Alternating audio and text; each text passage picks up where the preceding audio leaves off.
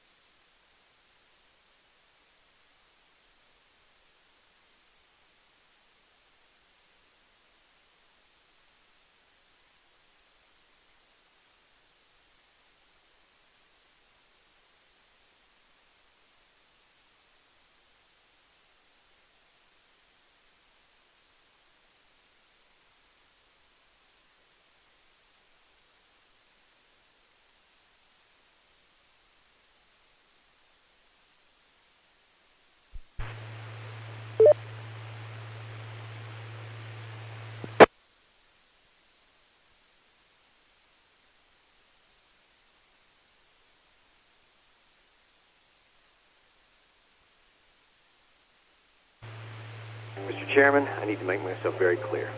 If we uplink now, Skynet will be in control of your military. But you'll be in control of Skynet, right? That is correct, sir. Skynet.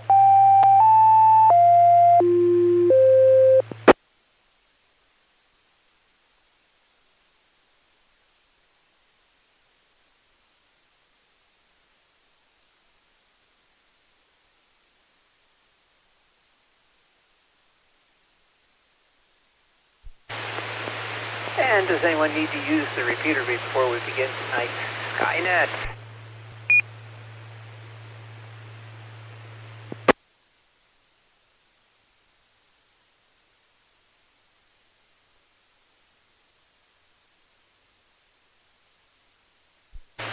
This is Kilo Echo 5, India Charlie X-Ray. My name's Tom, and I'll be your net control station for this session of the DARC Skynet. Skynet is a weekly net called every Saturday night at 9 p.m. concerning the subject of astronomy. Our purpose is to help amateurs become more familiar with the nighttime and daytime sky, astronomy, and space in general. This net is open to all amateurs interested in this topic and encourage your participation, comments, and suggestions for this net. Stations with priority or emergency traffic may enter the net at any time by using the pro sign break, followed by your call sign. Is there any emergency or priority traffic at this time?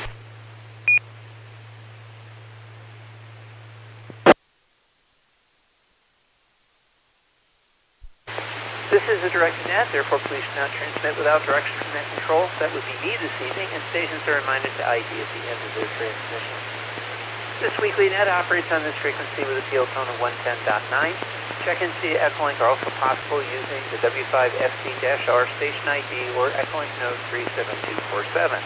Tonight's topic, astronomy charts, pictures, and live audio-video links are available online. Just go to the club website, which is whiskey5friedchicken.org. That's W5FC.org right now for a complete list. And remember to tell others about this popular net. All amateur operators are welcome. You need not be a member of any amateur radio club to participate. This net is 90 minutes long and structured in several parts. Those parts are general announcements, Texas Astronomical Society of Dallas events where and when you can look through a telescope, National Space Society events, discussion topic of the evening, was up, space exploration and space history, constellation of the week, space launches of the week, recent astronomical discovery, visible satellite passes over the next couple of days, astronomical Q&A in the 73 round, and depending on how much time we have left, will determine how many of these we get through. All amateurs licensed to transmit on this frequency are invited to check in.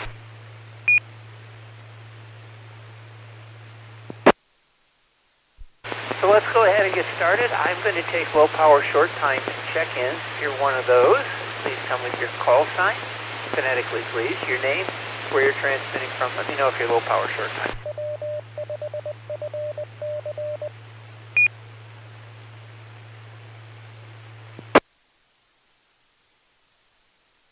This is Whiskey 5, Golf Uniform Sierra, Gus, far northeast Dallas, low power.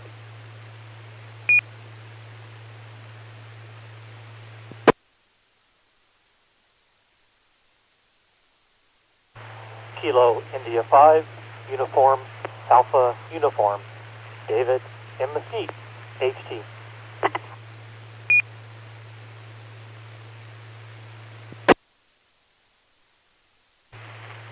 Kilo 5, Mike Charlie Delta, Cody in Dallas, low power.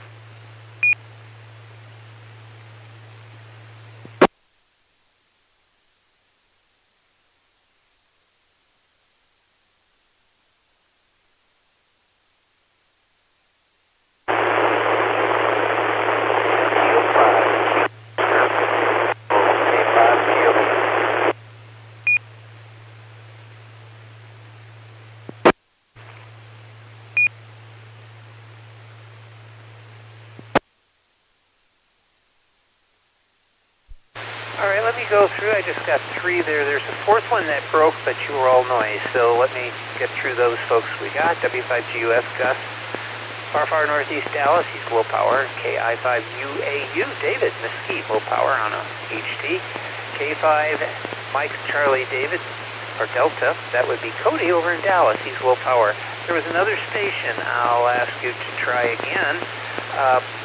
Try and increase power, improve position. I'm going to need one of those because, well, you were all noise. So let's try again.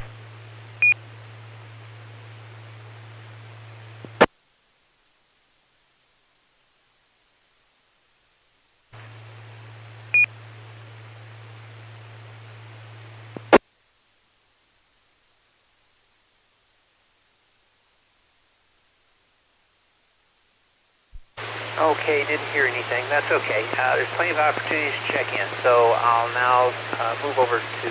Oh, I was going to ask if anybody who has checked in out of you four, if you have anything for the net that you want to bring before your battery runs out or power is of some necessity, please come with your call now. Give you time.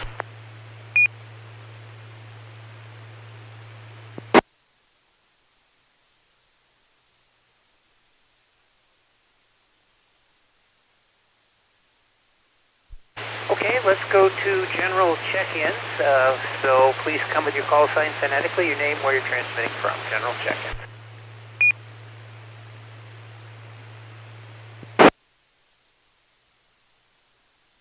Kilo India 5, uniform Juliet, Dustin in Dallas.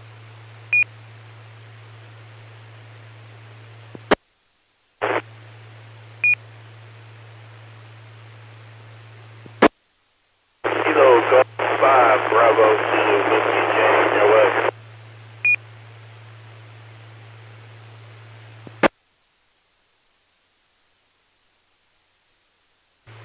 Kilo Foxtrot 5, Delta Charlie Golf, John, Fort Worth.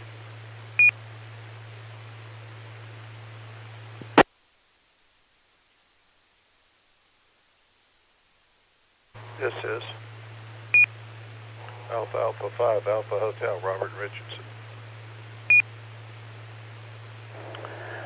Kilo Golf 5, Whiskey Sierra Juliet, David in East Dallas. Whiskey Bravo 5.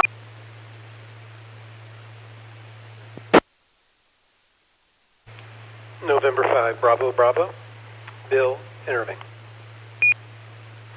November Victor 5, Foxtrot, Virginia in Fort Worth. November 5, Oscar Foxtrot, Clay in Mesquite.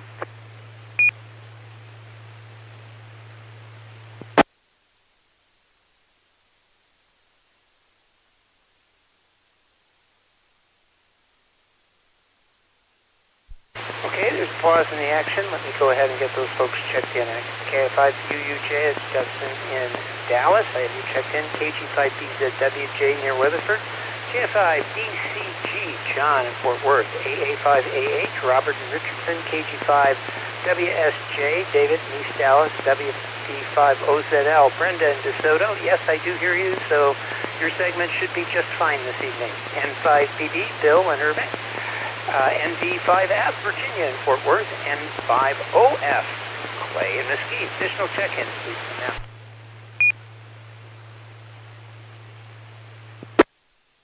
Kilo Foxtrot 5, Juliet Hotel Alpha, Chaz. I'm not in Fort Davis at the Texas Star Party. I'm actually in Mesquite.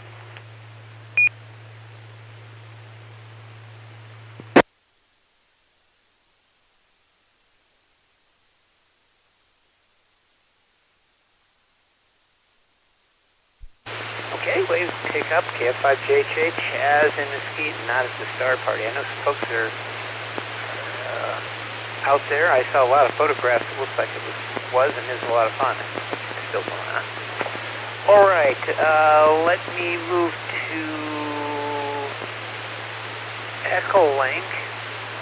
I suspect everybody is, well, almost checked in. So let me go ahead and take Echolink check-ins. If you'd like to join us, please come with your call sign, your name, where you're transmitting from.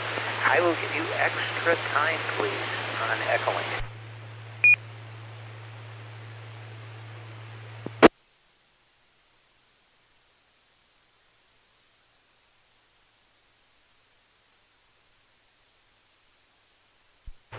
LC, Garland.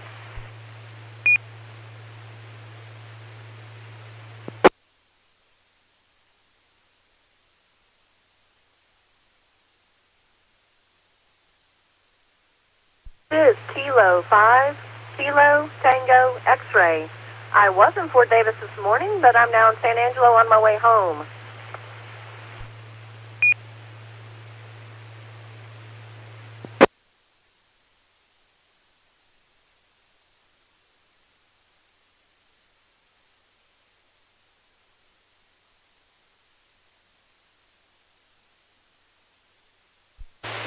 All right, very good. We got two more checked in over on Echolink. I got W5BLT Bill over in Garland. Boy, I cannot talk this evening.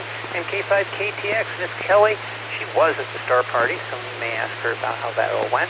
In San Angelo, on her way home. Anyone else, any mode, would like to join us, please come now with your call sign. Phonetically, your name, where you're transmitting from.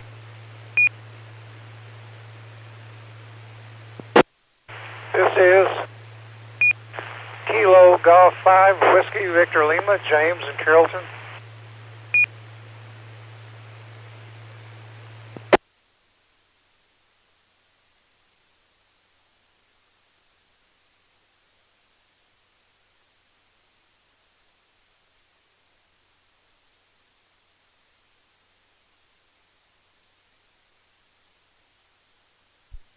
Okay, we picked up KG5 Whiskey Victor Lima. That's James over in Carrollton. If you do have you checked in.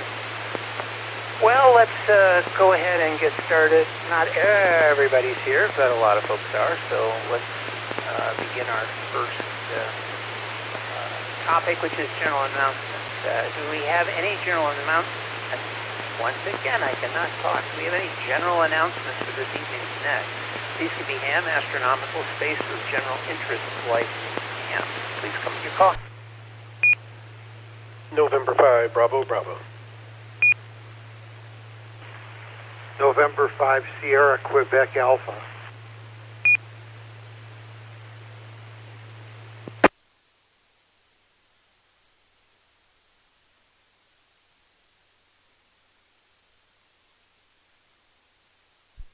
Okay, well, we got two. I've got N5BB Bill, and I've got N5SQA Ron. So, Bill, N5BB, would you please kick it off with your announcement? And if you would, just send it over to Ron, N5SQA, and he can give you, then return it to me, please.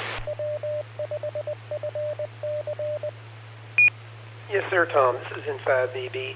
There'll be more to come later in the net, but just reminding everybody up front, the big International Space Development Conference, this is International Space Development Conference for 2023, will be in Frisco, Texas, suburb of Dallas, this coming Thursday, May the 25th through Sunday, May the 28th. If you want to, you can register for one day, or you could register for all 4 days. It's up to you. You can listen, you can go to the dinners, or you can not go to the dinners. There is a discount code, and it's too complex for me to give it over the air. If anybody would like to go to the International Space Development Conference and you have not got a ticket yet, if you haven't registered yet, please send me an email. space@byrom.net, that's space@byrom.net, or n5bb@arrl.net. That's November 5, Bravo, Bravo, @arrl.net. And I will send you the magic discount codes, which will be good up until Thursday. Thank you very much. More to come, N5BB. Thank you.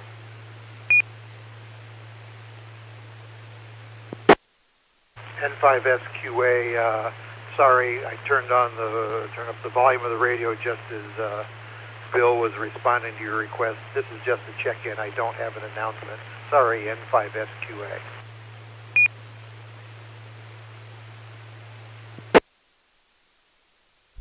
Okie dokie, no problem. That happens to me all the time. In fact, I checked in on this net and I'm actually still asleep, so that happens. It's a simple thing that can happen. Right, very good. Let's see here. What's next? Oops, I messed my script up. I'm trying to do two things at once here. This is a very bad idea for me because I can't do one thing at once. Let's see, general announcements. Oh, well, let's see here. Let me go ahead and give some of the other announcements in case you haven't guessed them already. And let's begin with the AMSET Amateur Radio Group. As you probably all know there's actually 3 nets available here in the Dallas-Fort Worth area. 2 of them are here locally, Tuesday evenings at 8 p.m. Central Time. We meet Echolink in, well, let me do the local one. That's Dallas AMSAT Net East here in Dallas-Fort Worth. It starts Tuesday at 8 p.m. On this repeater, Tom, N5HYTT is in net control, and everyone is welcome to check in. There's a second net the following evening, AMSAT Net West, on Wednesday at 9 p.m. on the Arlington repeater. That's where most people remember it. But he's decided to do both locations. Repeater frequency is, for Arlington is 147.140 megahertz with a field tone 110.9. That one is a positive alarm set.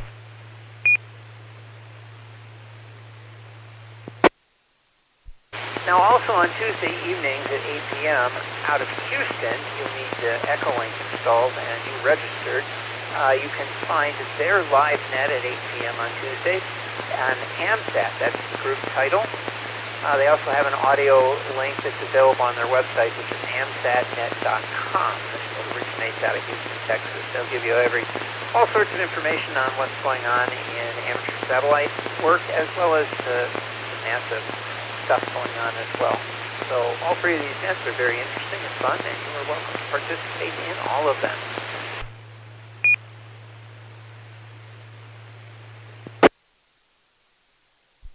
Now, next up is DARC-hosted nets. As you know, Mondays are very busy here. We have a net every night of every week on Mondays at 7 o'clock. First one is Ham Fixins for the first week. This is about cooking and recipes and all of that. As we all know, hams not only like to eat, they like to cook. So that's from 7 until it concludes. Second week is MCOM 101, where you learn about emergency communications. If you have any questions about that, and maybe served agencies you'd like to be involved with or thinking about, and folks will answer your questions.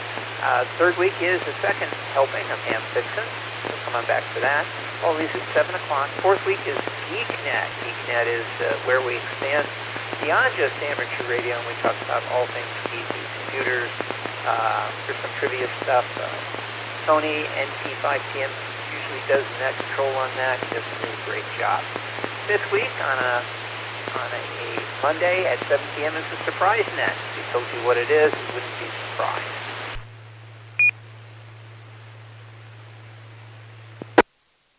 I've already told you about AMSAT East, 8 East at 8 p.m. on Tuesdays. Fridays is Certain City Simulation at 8 p.m. Learn about emergency communications to use Cert trained amateur radio operators. Melissa, KI5CRH, usually the net control, although she has turned that over to several different people through the years. It's always interesting. Visit the most disaster-prone city in the universe every Saturday, Cert City, and all are welcome. Saturday, of course, is the Night of Nets with TechNet from 7 to 8 o'clock, which you've already been a part of. If you haven't, it begins at 7. How about that, huh? We also have Skynet, of course, at 9 p.m. until 10:30, and then the Afterglow Movie Net, which is what I'll be talking about here in just a minute. First and third Sundays, the Dallas Amateur Radio Club meeting on the air, or MODA. You get to find out all things about the club that takes care of this repeater. Hopefully you'll come out and join us there. That one is also at 7 o'clock. So come on by. You do not have to be a member. In fact, I encourage everybody to check in. Daily, the ARRL National Traffic System Training Net. That's at 6:30 p.m. If you'd like to learn about formalized traffic, this is the perfect place to do so. It also feeds into the HF nets elsewhere. So if you're interested in message handling, that's traffic message handling, you're welcome to check in. You can do no wrong because it is indeed a training net.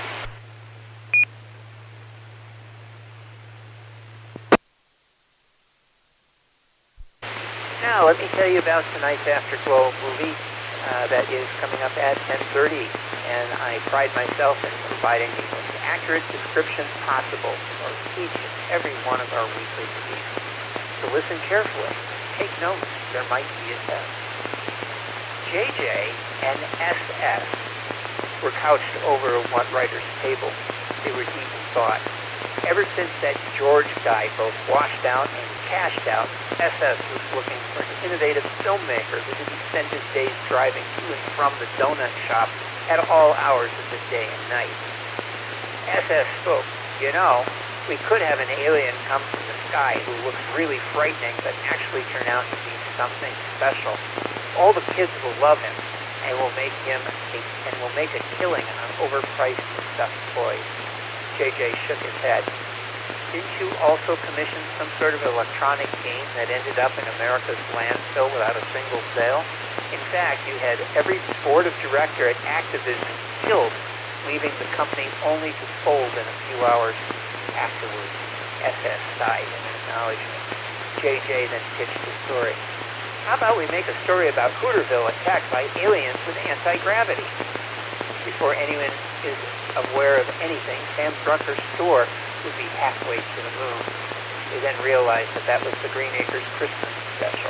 Neither of them could come up with a new idea. Both heard a honk at the window and saw a long black limousine parked outside. The rear window rolls down and a voice spoke from inside. Hey, I heard you guys need a movie theme. Just talk about how you guys grew up in Southern California and wanted to be filmmakers. I'm headed to the donut shop. You guys want anything? Join us for tonight's full budget, major budget motion picture Super 8 from 2011.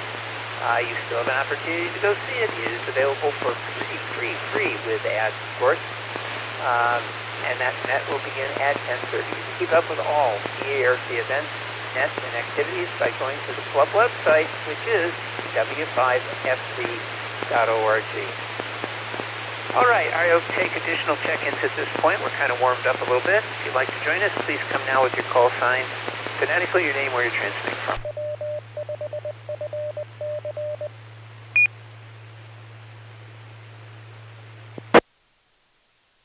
This is Kilo Golf 5, Alpha Papa Lima, from this Patrick in Dallas.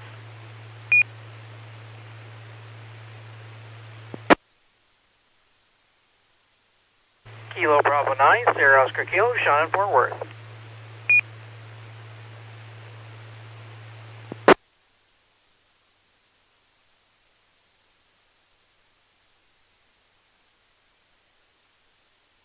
November Victor 5 Foxtrot, Virginia in Fort Worth.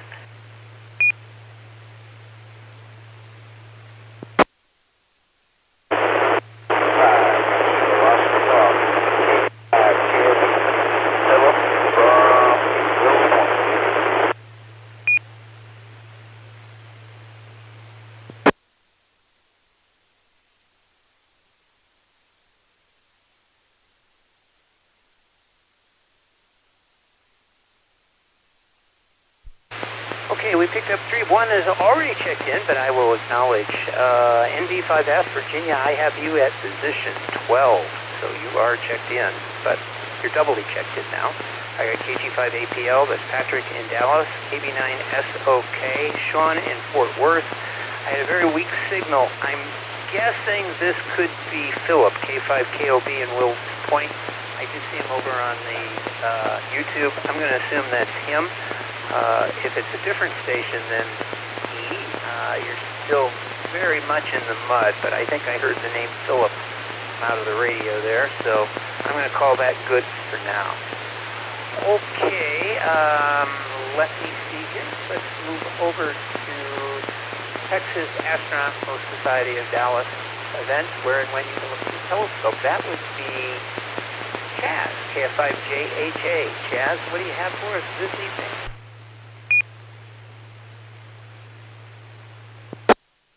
Well, thank you, Tom. Good evening, everyone. If I check in over on Echolink, does that give me two positions on your list of people?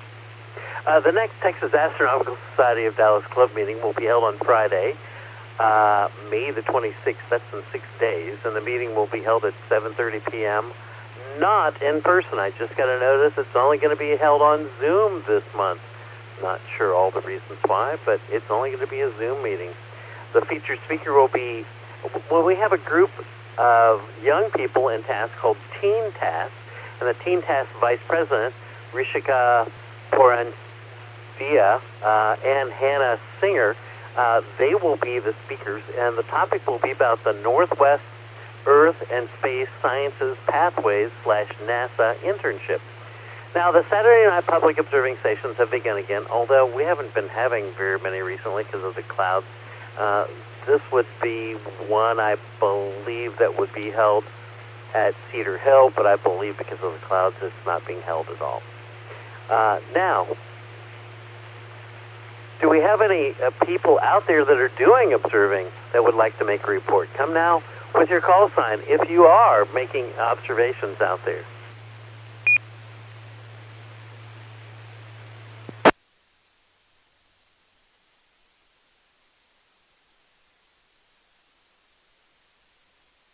Kilo India 5, Juliet, Charlie, Mike, Thomas, and Euless. I'm observing. I haven't yet checked into the net. Back to net control.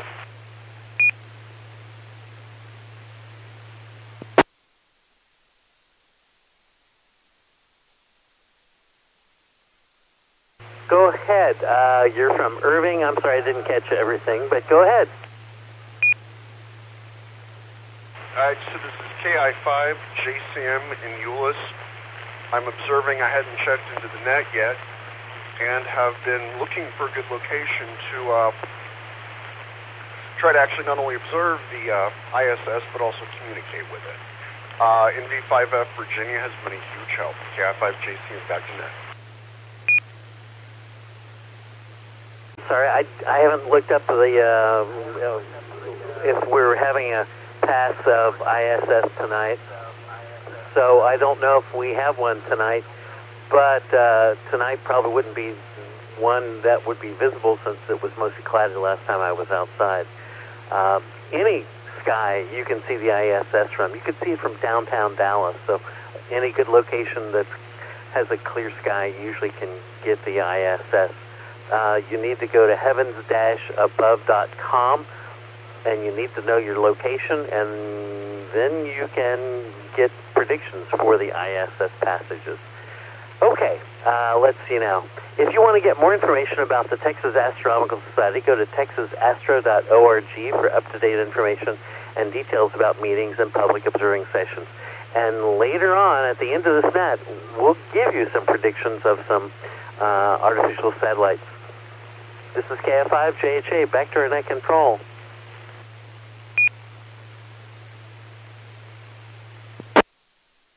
All right, very good. Thank you, Chaz, and thank you, KI5JCM. I didn't get the name, but I should know it. But over in Euless for a quick report. Very good. Let's see. Next up would be Bill, M5BB. Bill, what do you have for us for the National Space Society of North Texas? I have a feeling we've got a lot. Please go ahead. KE5I6. Yes, Tom, it's the big event of the year. So this is N5BB, November 5, Bravo, Bravo.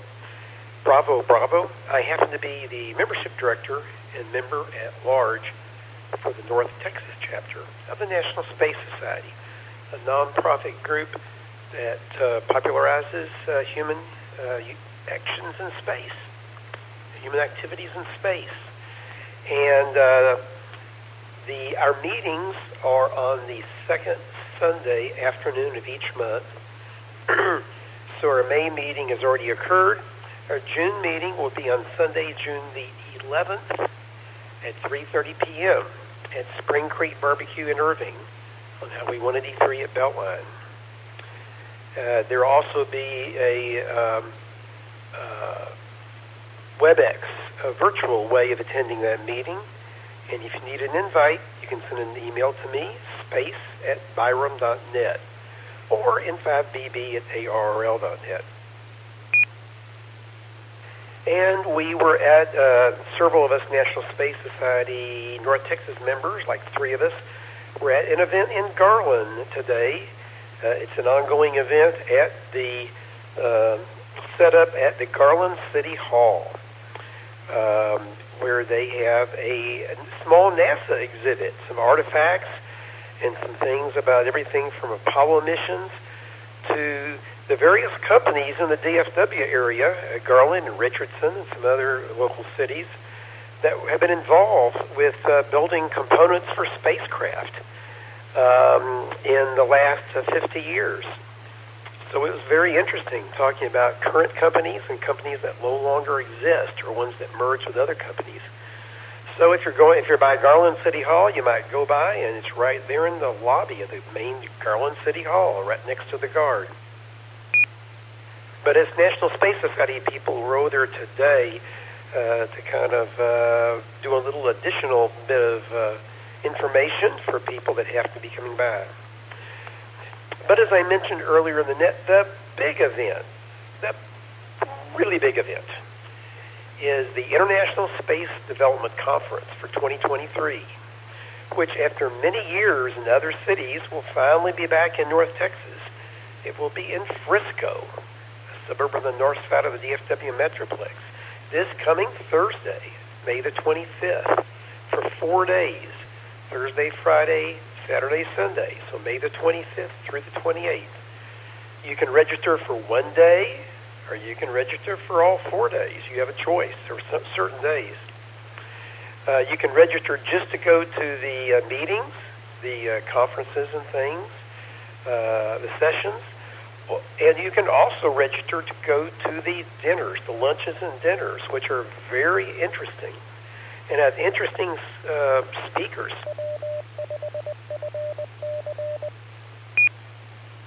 So the featured speakers at these meetings include Dr. Bonnie Dunbar, a retired NASA astronaut, engineer, and educator; Jared Isaacman, the mission commander for the Polaris Dawn and the mission commander for Inspiration 4; Dr. Pascal Lee, planetary scientist with the SETI Institute and the co-founder and chairman of the Mars Institute; Dylan Taylor, the chairman and CEO of Voyager Space; Isaac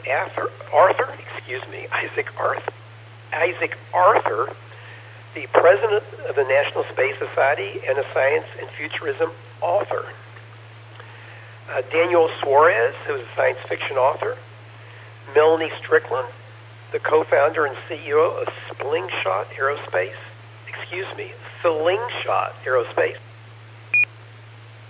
Melody Yashar, the VP of Building Design at ICON; Janet Ivey, president of Explore Mars and the CEO of Janet's Planet; Dr. Eric Smith, the program scientist for the James Webb Space Telescope program at NASA. We were very excited when he signed up to give a keynote speech. We're very, very fantastic project, the James Webb Space Telescope.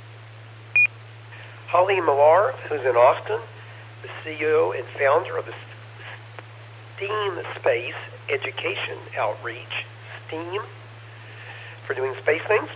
Dr. David Livingston, the founder and host of The Space Show.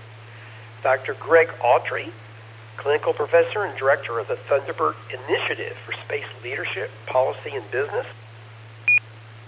Gary Barnhart, the president and CEO of the Extraordinary and Innovative Space Partnerships Incorporated, on the board of directors of the National Space Society.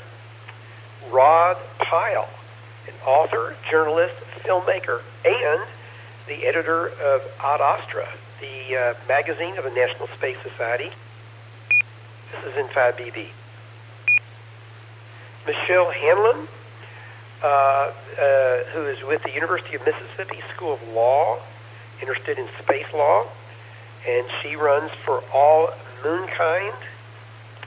Eileen Collins, you may remember that name. She's a former NASA astronaut and a very good speaker. Really excited to get her on the program. Robert Zubrin, the president of the Pioneer Astronautics and on the board of directors of the National Space Society. And Dr. Sherry Bell of the National Space Society. So these are just the keynote speakers. There are many other, people that are involved with the conference, with all the different threads of things that are going on.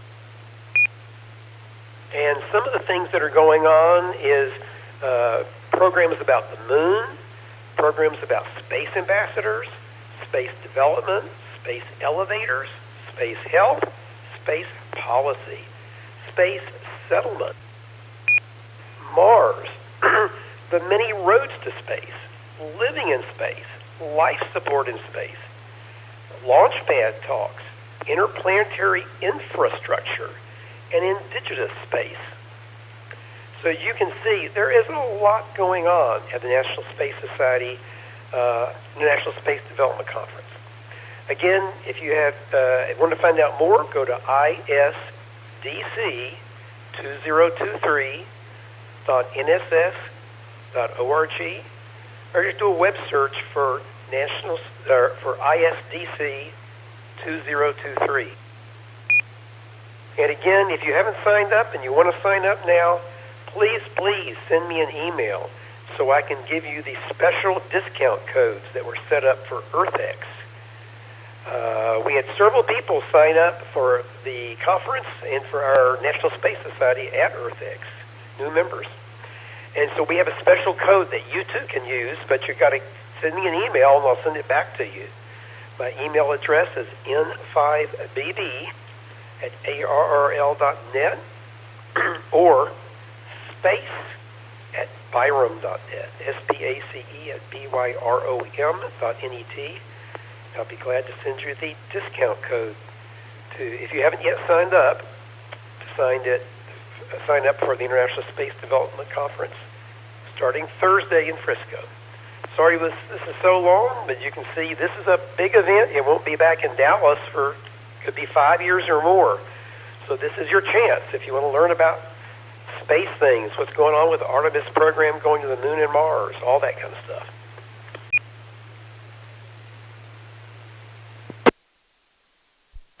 Very good. Well, thank you, Bill. And I remember when you started talking about this over a year ago, and it's finally here. Does anybody need any bills or have any questions? Please come with your call.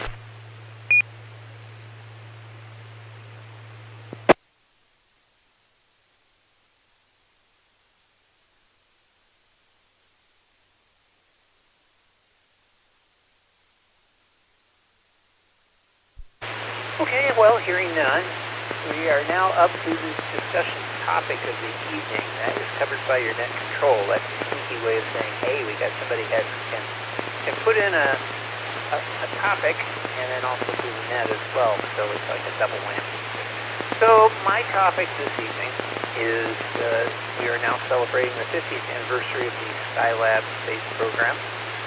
That was America's first and only space station, wholly owned by America, that flew in space for several years with 3 crews totaling 9 individuals on board the space station through 3 missions, Skylab 2, 3, 4. Now, I'm going to go ahead and read through some of the stuff I pulled off the internet, but I also want to tell a personal story about this, which was at least one of those elite things that you get to talk about, and that was that I was at Kennedy Space Center when Skylab 1 lifted off, the last of the Saturn V rockets. Well, today now we do have super rocket, the Starship, which is super heavy, that has flown, which is more powerful than the Saturn V, so I don't get to say it's the most powerful rocket ever to fly anymore.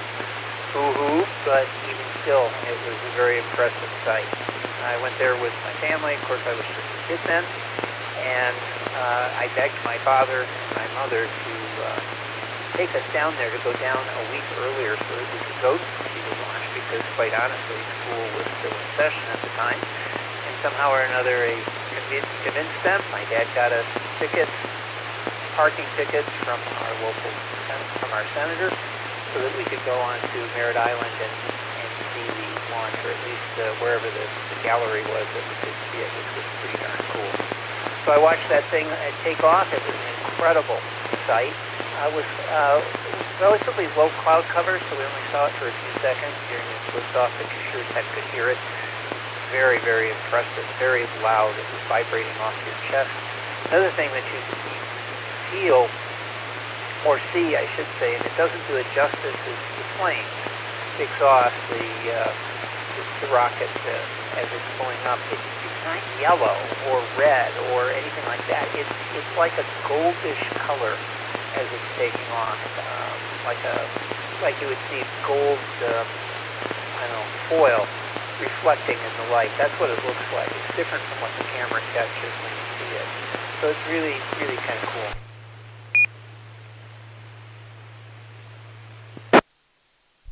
Now this is also a time when the missions, this is when pads 39A and B were both active launch pads. It's extremely rare. In fact, I think it may be the only time with two active rockets on the launch pads at the same time. The Skylab 1, which was the Saturn V, and then on the other pad, and I forget which one had which. I believe B had Skylab 1, and then A had Skylab 2, which was the manned Saturn 1B, the smaller two-stage rocket that sat on what was called a milk stool. The original launch pad had been dismantled, so this smaller rocket could sit on the upper part of the launch umbilical tower, but it needed a little booster, a milk stool they called it, that it could launch from. And that was ready to go. And I thought, oh, this is great. We're going to come back the following day and launch the mission. Well, that did not happen because as Skylab 1 went to orbit, there was a problem with the heat shield, the micrometeorite shield on board the spacecraft, which was stripped off and got caught in the rocket as it went to orbit.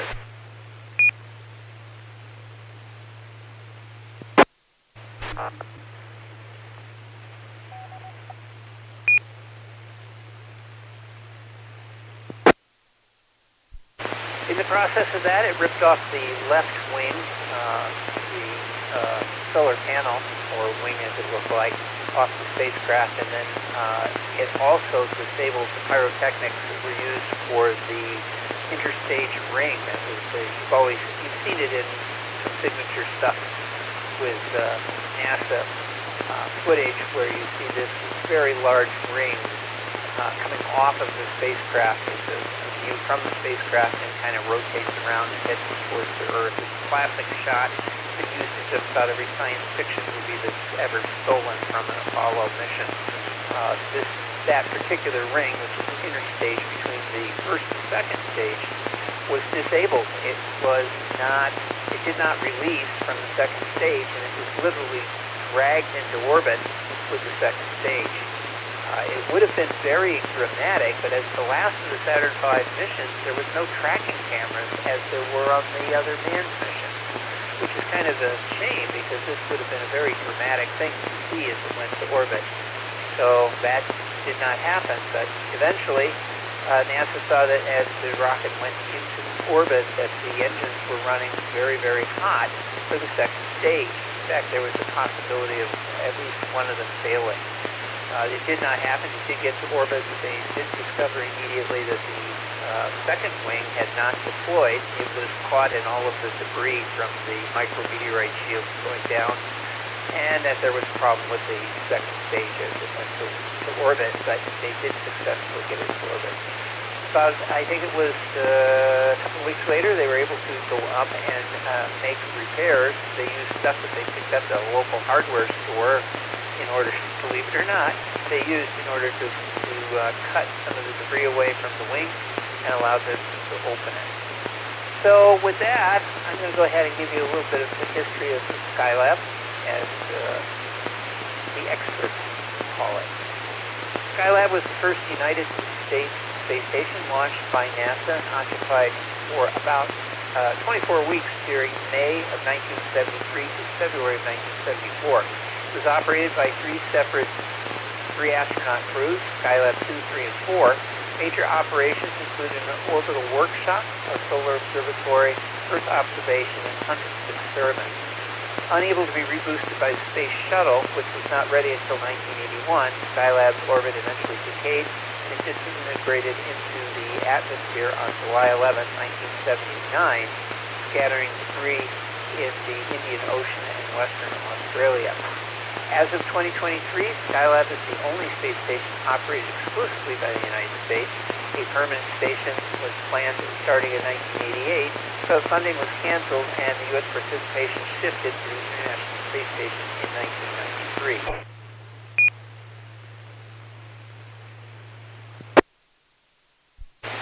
Skylab had a mass of 199,750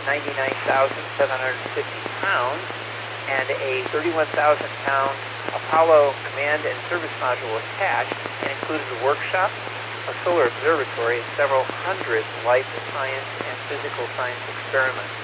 It was launched uncrewed into low Earth orbit by a Saturn V rocket modified to be similar to the Saturn INT-21 with the S-4B, that's the third stage, not available for propulsion, but because the orbital workshop was built out of it. This is the final flight of the rocket, more than commonly known for carrying the crewed Apollo moon landing mission. 3 subsequent missions delivered 3 astronaut crews to the Apollo CSM in an Apollo CSM launched by the small Skylab used the Apollo telescope mount. That was a multispectral solar observatory, a multiple docking adapter with 2 docking ports, an airlock module with extravehicular activities or EVAs, and the orbital workshop, the main habitable space inside the Skylab. Electrical power came from the solar arrays and fuel cells in the dock. Apollo CSM, that's not correct. The rear of the station included a large waste tank, propellant tanks for maneuvering jets, and a heat radiator. Astronauts conducted numerous experiments aboard Skylab during its operational life. From its launch on May 14, 1973, until the return of its third final crew on February 8, 1974, the Skylab program proved that humans can live and work in outer space for extended periods of time. Pete Conrad, Paul White, and Joe Kerwin spent 28 days in orbit as the first crew of Skylab. The second crew, Alan Dean, Jack Loesma, and Owen Garriott, who is also a big amateur radio operator, spent 59 days in space. The final Skylab crew spent 84 days in space, consisting of Jerry Carr, Bill Pogue, and Ed Gibson. Each Skylab crew set new spaceflight duration records. The record set by the final crew was not broken by an American astronaut until the shuttle Mir program more than 20 years later.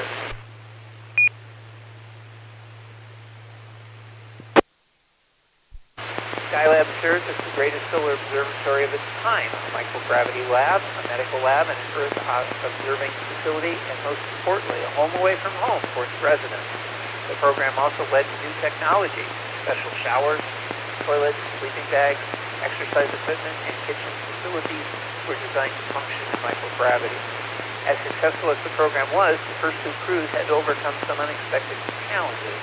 During the station's launch, airflow caused the meteoroid shield to come off, carrying one of the 2 solar panels and preventing the other from deploying. Damage resulted in reduced power for the station. The first crew arrived 11 days later. The first task was to repair the damage. Once repairs were complete, full power was restored. A thruster leak caused trouble for the second crew, causing Dean's rendezvous with the station to be more challenging than expected. Once they were on board, a second thruster developed a leak. Plans were drawn up for a rescue, but the crew was able to complete the mission as planned. Original plans called for the station to remain in space after the final Skylab mission for another 8 to 10 years, possibly to be visited by the shuttle fleet, but unexpectedly, high solar activity foiled the plan, and on July 11, 1979, Skylab re-entered the Earth's atmosphere and disintegrated, dispersing debris across the sparsely populated section of Western Australia and southeastern Indian Ocean. There was a certain small amount of sadness when we left, realizing we were going to be the last crew to inhabit the spacecraft, Carr said. It had hung together beautifully for us, and we kind of hated to leave it. But of course, we're also looking forward to coming home.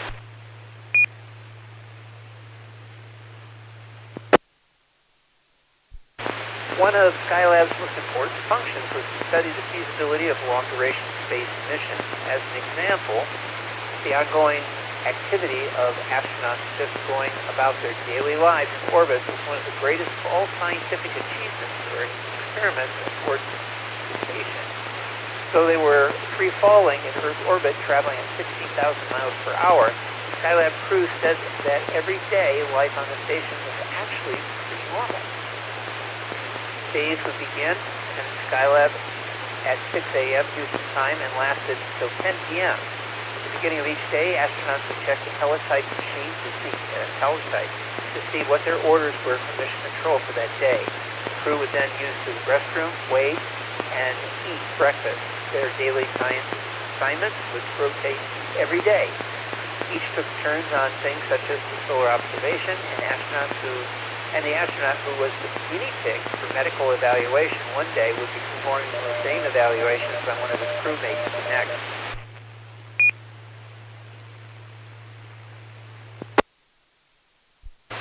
Between 8 and 10 at night, we had free time, Carr said. For the most part, the most fun was looking out the window. Off-duty free time was often filled with still more science experiments. We had a number of things to do, Gary said. We had the student experiments, for example. The crew also had fun devising their own small experiments, some of which were later turned into educational videos for students worldwide. Carr said, "We enjoyed this hobby. It was such an interesting thing to turn loose a blob of water to see what you could do with it." They also pulled a classic prank on mission controllers. The ground crew was shocked when Gary's flight, Helen called down to them from the station. The room full of controllers sat confused until the crew burst into laughter. Gary had recorded his wife's voice before the flight and rehearsed the prank with Capcom Bob Griffin.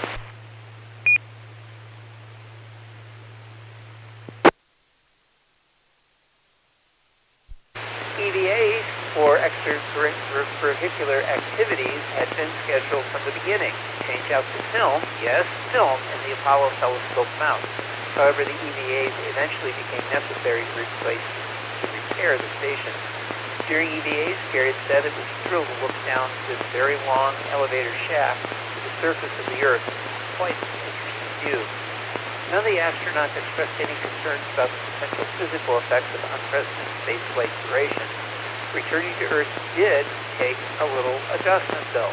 In addition to a few days of readjustment to the physical effects of gravity, astronauts sometimes forgot that things did not work the same on Earth as they do in space, attempting to let things float as they would in microgravity. For today's students, Skylab is part of history, and that took place long before they were born, but it is an important part of space exploration as it lays substantial groundwork for future space ventures. Try that again. Its potential is just now being realized with the ISS. I think most people would recognize Skylab as the world's first space station, or at least the U.S. first space station. I think it's quoted directly on this.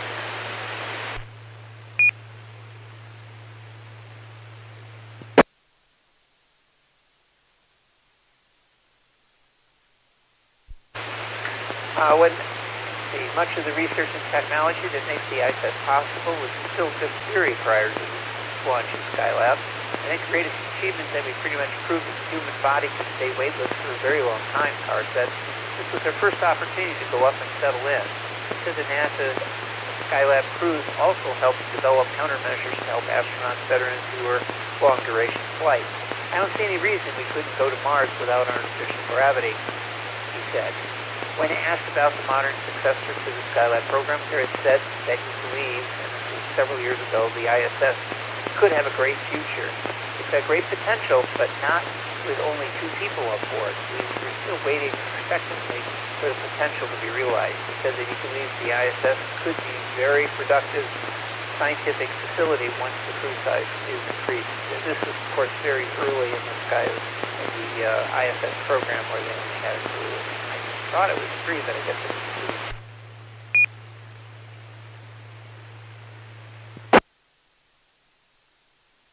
The ISS still has a long future, and NASA and its international partners are working to make sure the ISS does realize its full potential. And when it does, it will owe much of the success to another space station which orbited the Earth 50 years ago, called Skylab.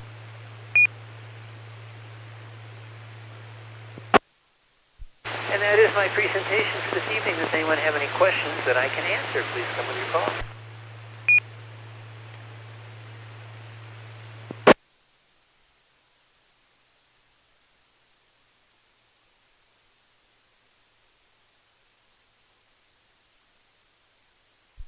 All right, hearing none, I will go ahead and move on to the next section of the net, which will be Chaz with What's Up. Chaz, you got it, my friend. KE5 ICS.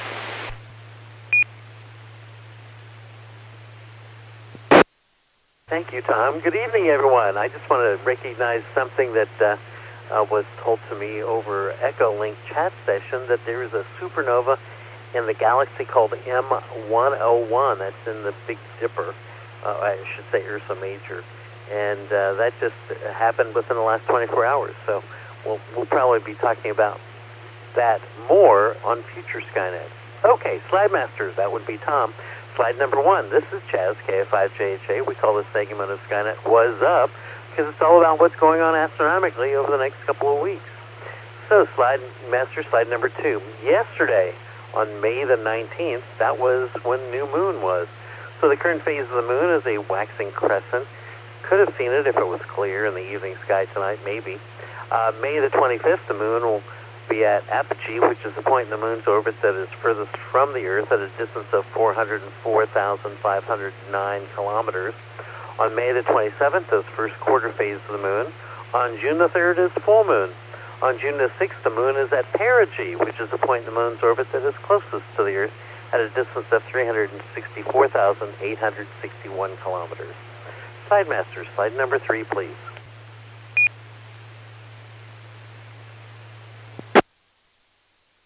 On May 22nd, there will be a conjunction of the bright planet Venus and the moon in the constellation of Gemini in the west-northwestern evening sky. Slide Master, slide number 4. On May the 24th, a conjunction of the moon and Mars in the constellation of Cancer will happen, Cancer the Crab, and this will be visible in the western evening sky. Mars isn't very bright right now because it's almost on the opposite side of the solar system. Slide Master, slide number 5. On May the 30th, the planet Venus is in conjunction with the bright star Pollux in the constellation of Gemini in the western evening sky. And on June the 2nd, this will be slide number 6, Mars and M44, which is also known as the Beehive star cluster, are in conjunction in the western evening sky. And that's also in the Cancer of the Crab. Now, actually, Mars is in amongst the stars of M44, so this could make a very nice picture for those of you that are doing astrophotography. That would be wonderful to take a picture of maybe a few days before, a few days after, and show the progression of Mars through the star cluster. Slide Master, slide number 7. On June the 4th, Mercury and the planet Uranus are in conjunction in the east-northeastern morning sky. You'll need at least a pair of binoculars and maybe even a telescope to see the planet Uranus. Just 2 mornings later, Slide Master, slide number 8, will be in conjunction in the east-northeastern morning sky. And again, you'll need a pair of binoculars, actually probably a telescope to view the asteroid Vesta.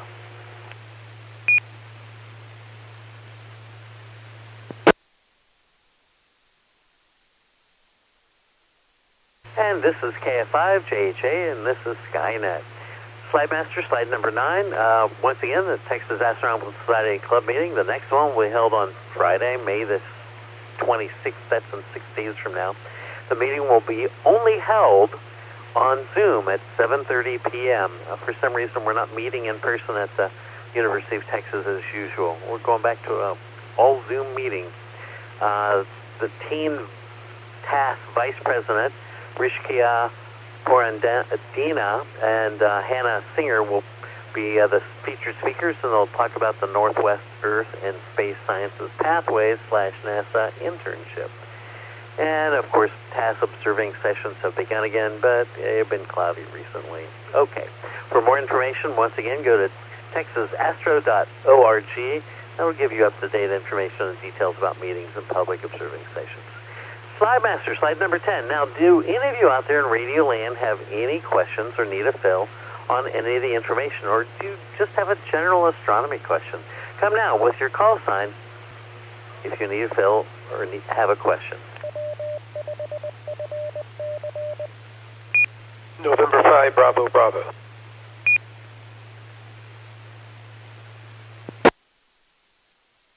Bill N5BB, what's your question? If I understood you correctly, you said that there's a report of a new supernova in M1. Is that correct? Because I don't find anything on the internet about that. Do you know anything more about it? N5BB, the date or anything? It was found or anything, or which observatory? N5BB. Actually, it's not M1. M1 is a supernova remnant. This is in a galaxy called M101, Messier's object 101, and it's just been found within the last 24 hours. Its ID is SN, that stands for supernova, 2023, of course that's the year, IXF. From my understanding, it may have been discovered by Zwicky Transient Facility. We've talked about that observatory in the past because of a discovery of a comet that we were tracking for a while. So, did that answer your question? Yes, thank you very much. I knew that M1 was a supernova. That's why I was so confused. M101. I'll look for SN 2023. Thank you very much, N5BB. You're welcome, Bill. Once again, we'll probably have more information because this is like less than 24 hours old. So, and I think Kelly, K5, KTX, Mir of Kelly, Texas, she's the one that told me about this over on the Echolink chat session. Okay. Slide Master, slide number 11. So as the moon waned last week, so do these words for this segment of Skynet. Stay safe, keep well, pray for our world. It's the only one where humans live, at least right now. Until next week, actually, I'll be doing another segment on Skynet in a few minutes. Keep looking up so you know what's up. And this is KF5, JJ, back to our net control. That would be Tom, KE5, ICX. It's all yours again.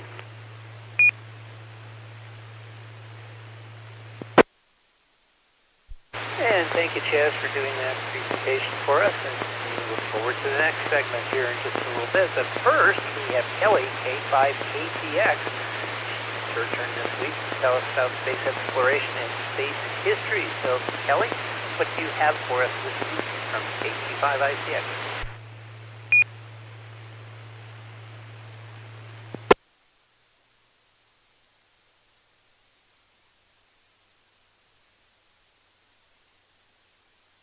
Tom, good evening, everyone. This is K5KTX, and I am just coming back from the Texas Star Party, which was this past week, and we didn't have the best skies, but let me tell you, we had some fantastic speakers this last week.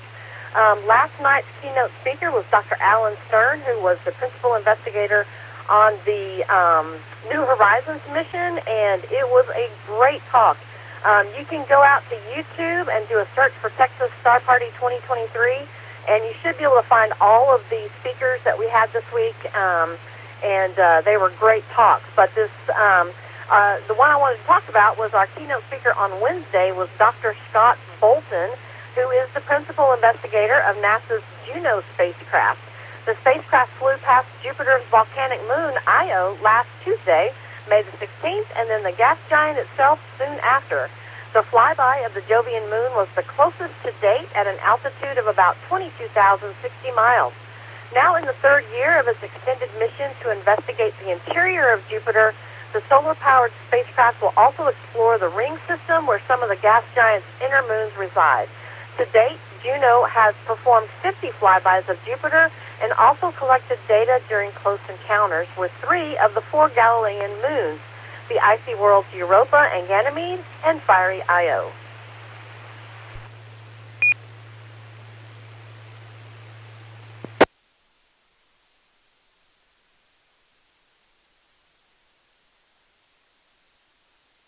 Slightly larger than Earth's moon, Io is a world in constant torment.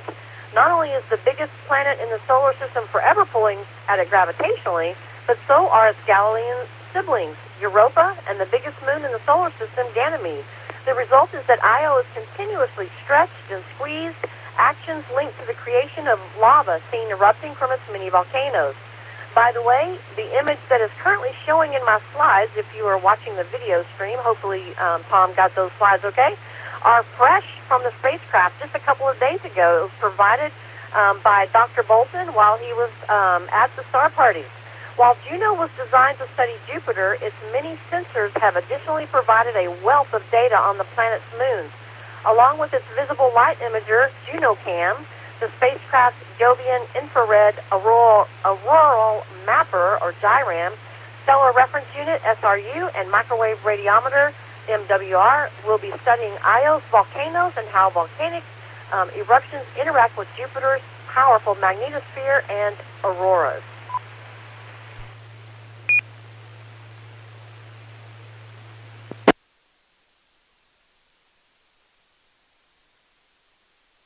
The 51st orbit will provide the closest look yet at this tortured moon. The upcoming flybys in July and October will bring us even closer, leading up to our twin flyby encounters with Io in December of this year and February of next year, when we fly within 1,500 kilometers of its surface. All of these flybys are providing spectacular views of the volcanic activity of this amazing moon. The data should be amazing, said Bolton.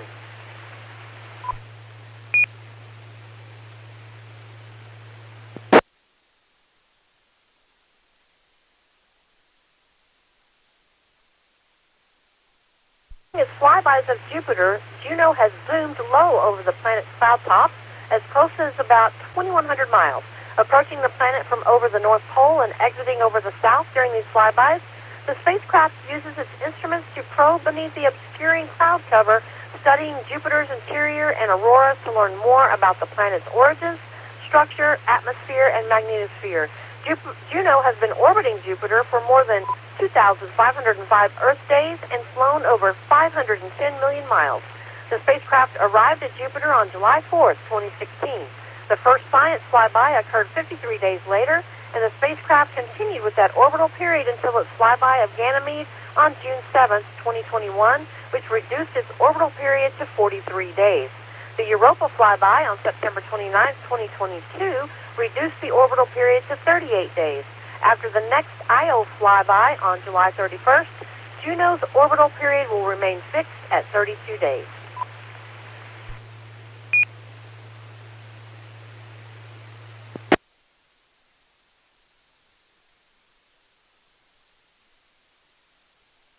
In space history this past week, so Tom just covered my first item here, which was back on May 14th, 1973, about Skylab 1.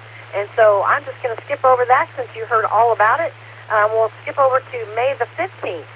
Back in 1963, Mercury Atlas 9 Phase 7 launched. This flight by Leroy Gordon or Gordo Cooper was the first U.S. space flight that lasted longer than 24 hours. It was also the last flight of Project Mercury, and therefore the last time that a U.S. astronaut launched solo, in other words, without another astronaut on board. Cooper's second and last space flight was as commander of Gemini 5 with the Conrad in 1965. There had been some discussion about flying a Mercury Atlas 10 mission. Alan Shepard personally lobbied President Kennedy for approval to fly that mission, but the president deferred to the judgment of NASA leadership. Administrator Jim Webb said that it was time to move ahead with Project Gemini. Shepard was grounded for a medical issue shortly afterward and would not fly in space again until 1971, when he commanded Apollo 14, the third mission to land on the moon.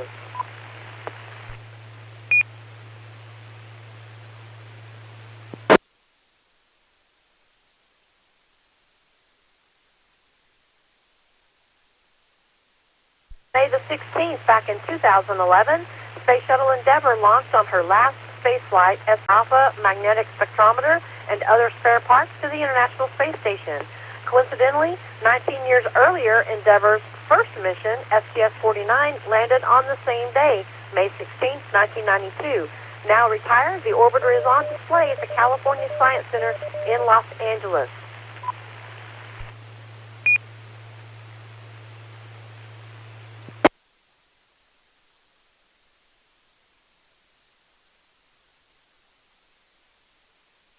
K5 KTX for Skynet. On May the 18th, 1969, Apollo 10 launched. The crew's mission was to fly the complete profile of a moon landing mission without actually touching down on the moon. That goal was, of course, achieved on the next mission, Apollo 11.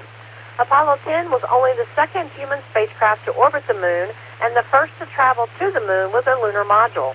While orbiting the moon on May 22, 1969, astronauts Tom Stafford and Gene Cernan descended inside the lunar module, call sign Snoopy, to within nearly 9 miles of the lunar surface. Meanwhile, astronaut John Young flew the command module, call sign Charlie Brown, awaiting the return of his crewmates. Having successfully tested the full lunar landing profile, the crew of Apollo 10 returned to Earth, splashing down on May 26, 1969. John Young returned to the moon as commander of Apollo 16, and Gene Cernan commanded Apollo 17. Unlike his crew, Tom Stafford never did get to walk on the moon.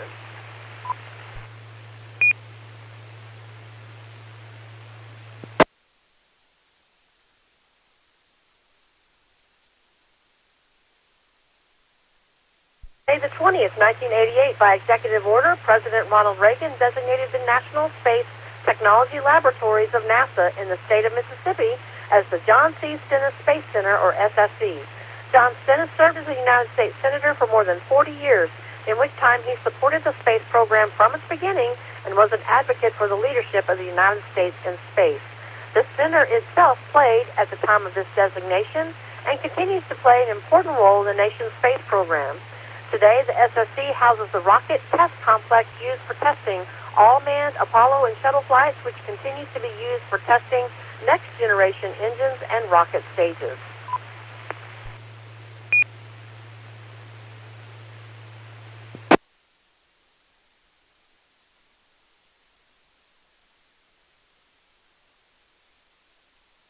Right, and now we're on to astronaut birthdays, and we have so many of them this time that I had to split this up between two slides on the PowerPoint slides. So starting off with May the 14th, back in 1952, happy birthday to Donald McMoneagle, who was on Space Shuttle missions STS-39, 54, and 66.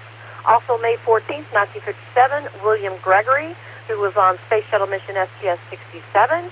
May 14th, 1964, happy birthday to James Kelly, Space Shuttle missions STS-102 and STS-114. May 14th, 1988, one of our newest astronauts, Jessica Watkins, who flew her first flight last year on SpaceX Crew 4 as part of Expedition 67 and 68. May the 15th, 1942, Tony England, Space Shuttle mission STS-51F. May 15th, 1949, Frank Culbertson Jr., who was on Space Shuttle missions STS-38, 51, 105, and was on part of Expedition 3 and Space Shuttle mission STS-108. May the 16th, 1945, Brewster Shaw, Space Shuttle missions STS-9, STS-61B, and STS-28.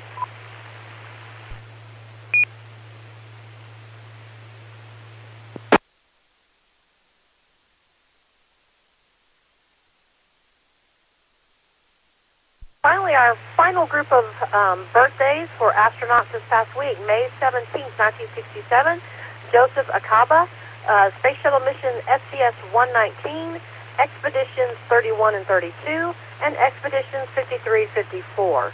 May 18th, 1930, Don Lind, who was on Space Shuttle mission STS-51B.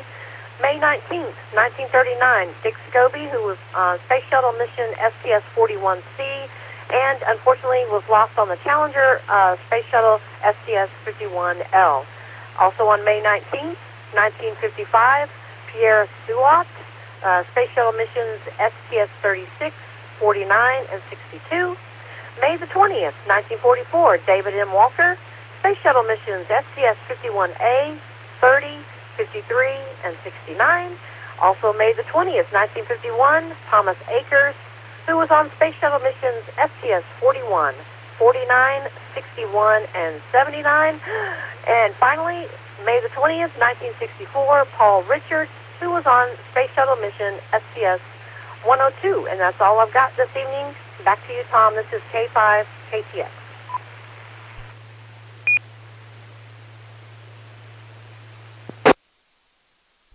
And thank you, Ms. Kelly. Wow, boy, number of astronauts there. I think that's definitely a record.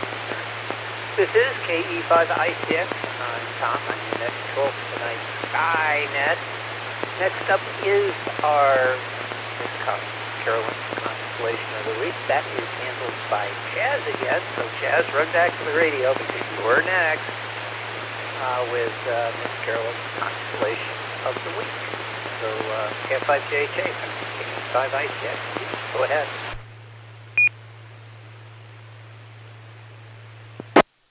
Thank you, Tom. I already had the microphone in hand. Yeah. Slide Master, that would be Tom. Number 12, please. Miss Carolyn's constellation of the week is named in honor of Silent Key Carolyn, KC50ZT.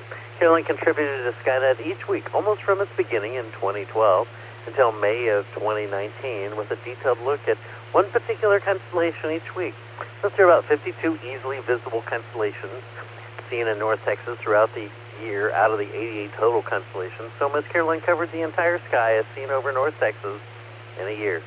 And in her honor, we have continued that tradition of a constellation per week and named this segment after her. Miss Carolyn's constellations of the week this week, actually it's a twofer, Coma Bernices, or Coma Bernices, that's Bernice's hair, and Canis venatus, see, that's the hunting dogs. Okay, Slide Master, slide number 13. The thing that everyone's been waiting for, the jokes of the week. And they're always related to the constellations.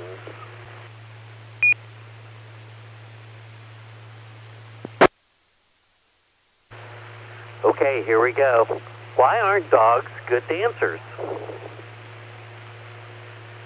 Because they have two left feet.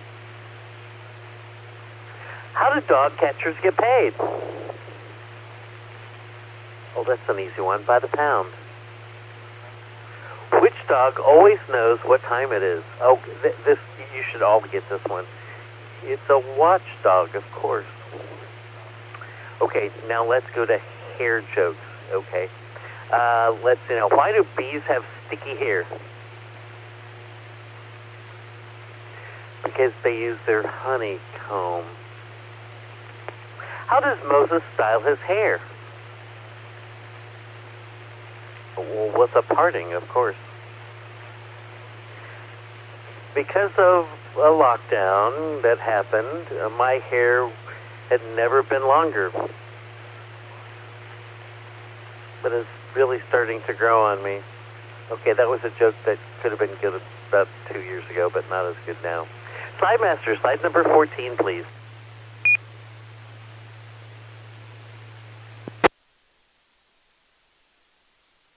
And Canis venatus C can be found tonight almost directly overhead between the constellations of Boötes and Leo. This is slide 14, if I didn't say that. There are lots of things to take note of in these constellations. I'll talk about several things. I initially had about 9 pages worth of information on these constellations, but I've cut it down to only about 2. That way we have time for maybe a couple other segments on Skynet tonight. Slide Master, slide number 15. Coma Bernices was recognized as an asterism. That's a group of stars that's not really a constellation. Used to belong to the constellation of Leo. Tycho Brahe was the first to recognize it as a distinct constellation. The constellation is one of the few constellations to be named after an historical figure. In this case, it is named after Queen Bernice II of Egypt, wife of Ptolemy III. Slide Master, slide number 16. Mollet 111 is the Coma star cluster, visible to the naked eye because it is made up of 5th and 6th magnitude stars. So if you're at the Texas Star Party and it's clear, you should be able to see it with just your 2 eyes. It's a real cluster, not a chance alignment of stars, and it's also known as designation as Colander 256. The star cluster contains about 80 members scattered across about 5 degrees of sky. It is 260 light years away. The cluster is one of the nearest open clusters to us. For many people, the cluster is not just Coma Bernices, it is the constellation of Coma Bernices. Slide Master, slide number 17. Next is M53. It's a compact globular cluster. It looks like a fuzzy ball and an 80 millimeter refractor at only 8 power. At 16 power is somewhat, you can see some of its width, and at 38 power, noticeably brighter core surrounded by faint wispy outer regions, but not well resolved at all. No individual stars are visible. Now, in an 8-inch telescope, however, it begins to resolve. More aperture is needed to better resolve it. It can be completely resolved in a 16 8-inch telescope, well, maybe even as small as a 12-inch telescope. Sidemaster, slide number 18, please.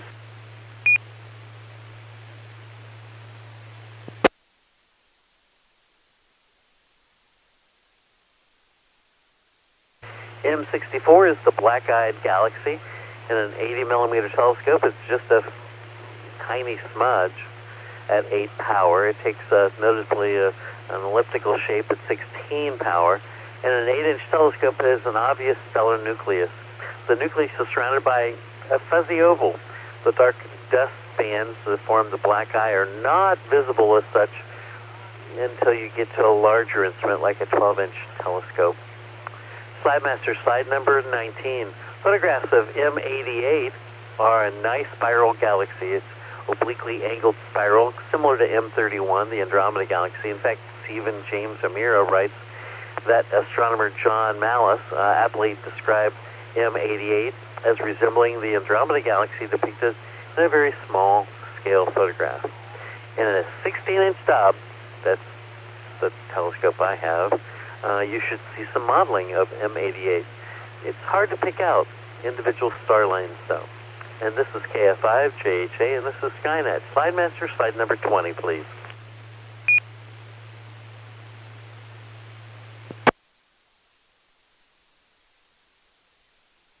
Moving on to the next constellation, Canis Venatici does not have any bright stars. It doesn't have any interesting stars. Well, it has one, and we'll talk about that. It is a small northern constellation created by Johannes Helvetius in the 17th century. Its name means the hunting dogs, and the constellation is often depicted in illustrations as representing the dogs of Boötes, the herdsman, a neighboring constellation. Corcorali is the constellation's brightest star with an apparent magnitude of 2.9. It's a binary star. Corcorali is a binary star that has combined brightness of 2.9. The two stars are 19.6 arc seconds apart in the sky and are easily resolved in small telescopes. The system lies about 110 light years from our sun. Slidemaster, slide number 21. M3 is a wonderful globular cluster. You can find it about halfway between Corcorali and Arcturus. We've talked about Arcturus before, the brightest star in Boötes. It is easily seen in binoculars and even small telescopes. You can see some of the individual outlying stars of M3. With larger telescopes, like 8 inches or larger, you should be able to resolve individual stars clear to the core. It's about 34,000 light years in distance from us. Slide number 22. The rest of the deep sky objects are beautiful galaxies. M94 is also known as the Croc's Eye galaxy. I wonder if it's the alligator's eye, too. It can be found a little bit north of the halfway point between Alpha and Beta Canis Venatici. In a 12 or 13-inch telescope, it appears as a bright, fuzzy comet. Photographs show a beautiful spiral galaxy. It's about 14 million light years away from us. The next slide, slide number 23, we talk about M63, the sunflower galaxy. When looking at a photograph, it does look like a sunflower. You can find it about 1/3 of the way between Corcorali and, I believe, Arcturus. Once again, the binoculars could see it just as a faint, fuzzy object. In small telescopes, it's easily to be found, but in a 10-inch or larger telescopes with 200 magnification or higher and good seeing conditions, you can see it very well. It's 37 million light years away from us. And this is KF5, JHA, and this is Skynet.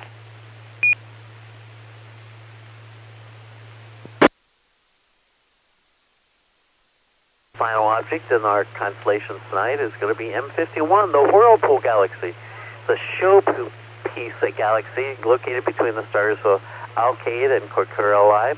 M51 is located just off the handle of the Big Dipper. It can be easily seen in binoculars in a dark sky location. I've seen it in my 20 by 80 binoculars easily from Lake Ray Hubbard. The graceful, winding arms of majestic spiral galaxy M51 appear to be a grand spiral staircase sweeping through space. I didn't write that. Somebody else did. They are actually long lanes of stars and gas laced with dust. Such striking arms are a hallmark of so-called grand design spiral galaxies. These arms serve as an important purpose. They are star-forming factories, compressing hydrogen gas and creating clusters of new stars. I've got some more on the Whirlpool Galaxy, but I'm not going to talk about that anymore. This is KF5JHA, and this is Skynet. Slide master, slide number 25. Now, there are a few more astronomically program observing objects in the constellations of Coma Berenices here, and Canis Venatici, the hunting dogs. I've just given you a sampling of some of those objects. The Astronomical League has, at last count, 75 different observing programs, most of which have about 100 objects. So, if you observe just 10 different objects in an observing program each month, then you can earn an observing certificate and a pen in about a year from the Astronomical League. And Slide Master, slide number 26. That is Miss Carolyn's Constellations of the Week, Coma Berenices, or Berenices here, and Canis Venatici, the hunting dogs. I want to thank my friends Dave Hutchinson and Dennis Harwell for the research and words on deep sky objects that I use by Arlen Steele for every Skynet. I also use at times the website constellation-guide.com for information. Now, next time I'll take a look at just a single constellation, Virgo, the Maiden. And this is KF5JHA sending it back to our net control. Tom, KE5ICX, it's all yours. 73, everyone. Good night.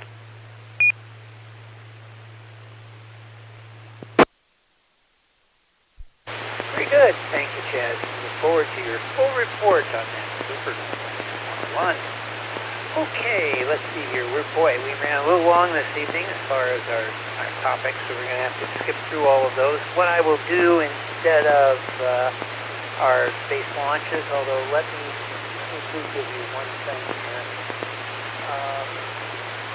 It'll show up. Not seeing it. There is a launch tomorrow.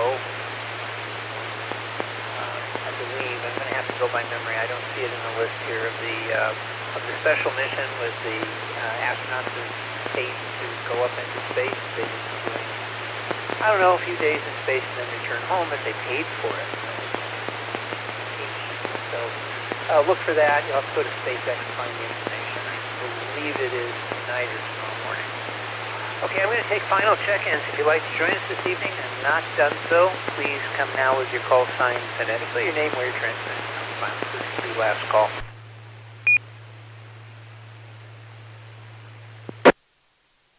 Kilo India 5, Kilo Whiskey Golf, cruise in Arlington.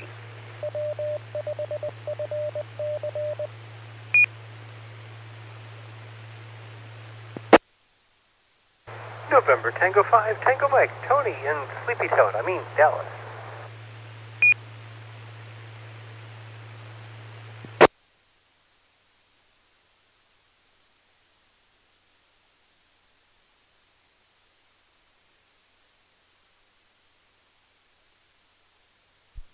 All right, we picked up two more. The usual suspects, KI5KWG, that's Cruz in Arlington, and then Tony, NT5TM over in Dallas, in Sleepy Town. Tony, I think you did the same thing I did. I had somebody come in and actually wake me up from my nap. Normal state. Taking a nap. Very tired. I had what would be described as an exceptionally busy day today, so I was pooped out. And I need to be awake for this nap. All right, with that, we've had 23 check-ins.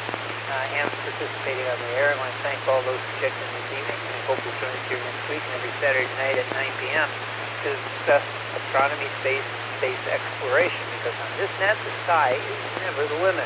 We're always looking for net control stations for this and all the other VARC nets. And if you have something you want to present, you don't have to be a net control station. Just send me an email and let me know.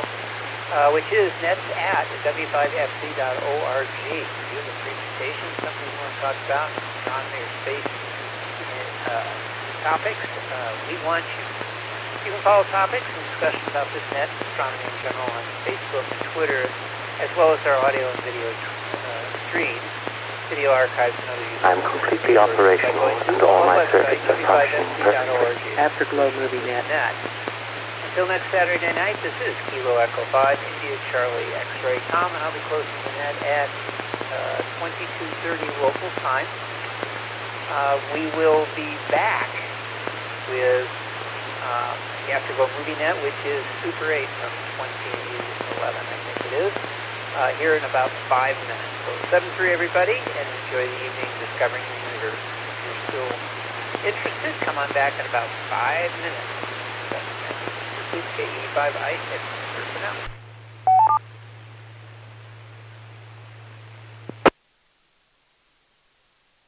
This is N5BB. So far I've received 2 emails about the International Space Development Conference and the discount codes based on my comments earlier in the net. Does anybody on frequency have any additional questions or comments about the International Space Development Conference? If so, please come right now. This is N5BB.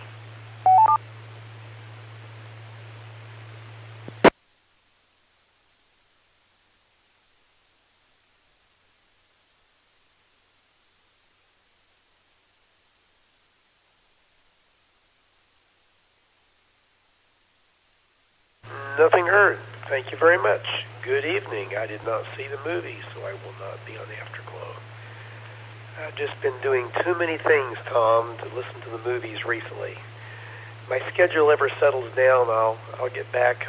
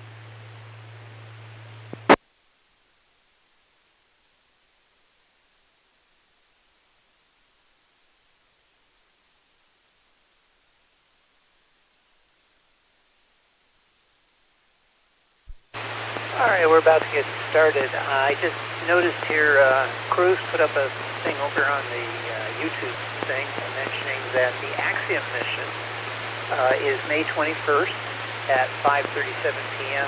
Eastern Time. This would be the Axiom mission 2 launch. That was the one I was trying to find information out, but you beat me to the punch. Fortunately, I just didn't look up here to see it on the chat section. So if you're interested, you can find out about that for tomorrow. Hopefully it'll go.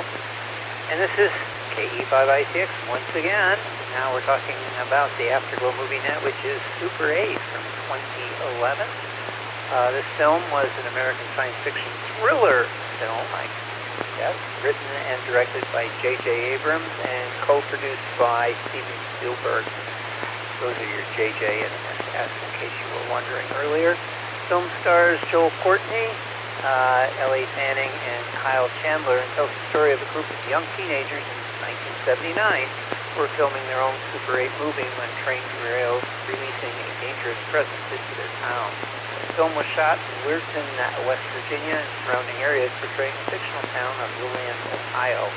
Super 8 was released on June 10, 2011, in conventional and IMAX theaters in the United States, and received generally positive reviews from critics, who praised Abrams' direction, its nostalgic elements, visual effects, musical score, and the performances of the cast. In particular, Fanning and newcomer Courtney's acting were cited, while also being compared to such thematically similar films as E.T., Stand By Me, The Goonies, featuring a darker interpretation of those iconic premises. Super 8 was also a commercial success, grossing over $260 million with a $50 million budget. The film received several awards and nominations, primarily in technical and special effects categories. Michael Giacchino's musical score, as well as for Courtney and Fanning's performances, received acknowledgement and awards.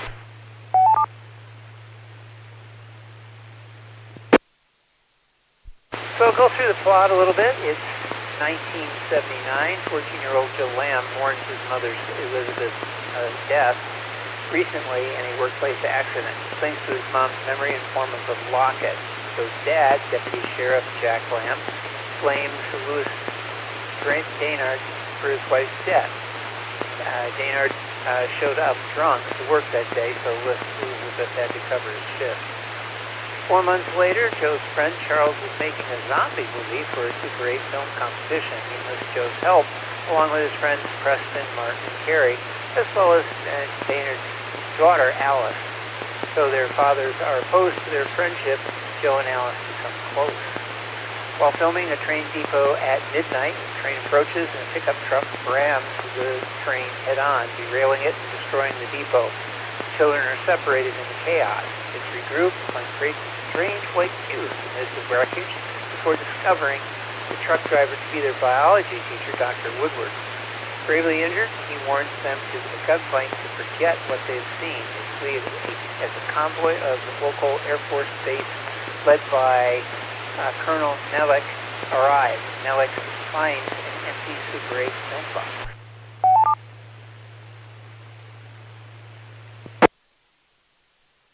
In the following days, the town experiences strange events. Dogs run away. Several townspeople go missing. The electrical power fluctuates, and electronic items are stolen.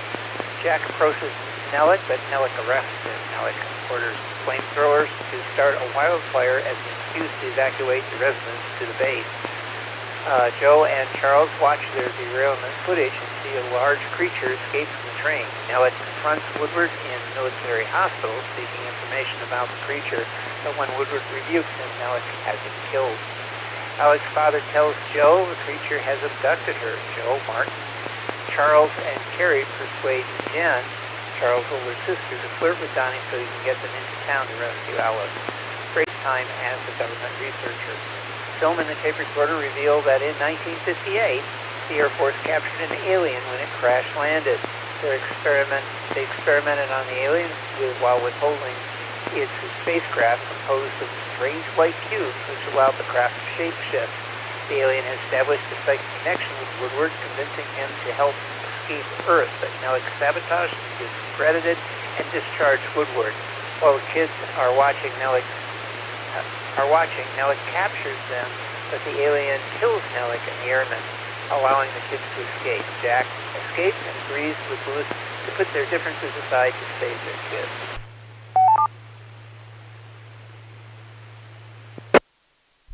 The military attacks the alien, but their hardware goes haywire in its presence and resulting in significant collateral damage. Joe and Carrie find a massive tunnel system under the town. The missing town folks, including Alice, are hanging unconscious in the ceiling of the cavern. Here the alien is creating a device constructed from missing electronics and attached to the base of the water tower. Using fireworks as a distraction, Joe frees Alice and the others. The alien grabs Joe, who quietly speaks to it, establishing an emotional connection between the two of them. The alien allows them to return to the surface. Everyone watches as metal objects from the town are pulled to the top of the tower by an unknown force. The light cubes assemble to create a spaceship, and the alien enters it. The locket in Joe's pocket is drawn towards the tower. After a moment, he lets it go, completing the ship. As the ship rises into space, Joe takes Alice's hand. The detective zombie short film the children were making in Super 8 rolls runs at the end of the movie beside the credit roll. In it, Charles asks for his short film, The Case, to be picked up for a local film festival before being attacked by Alice as a zombie. The end.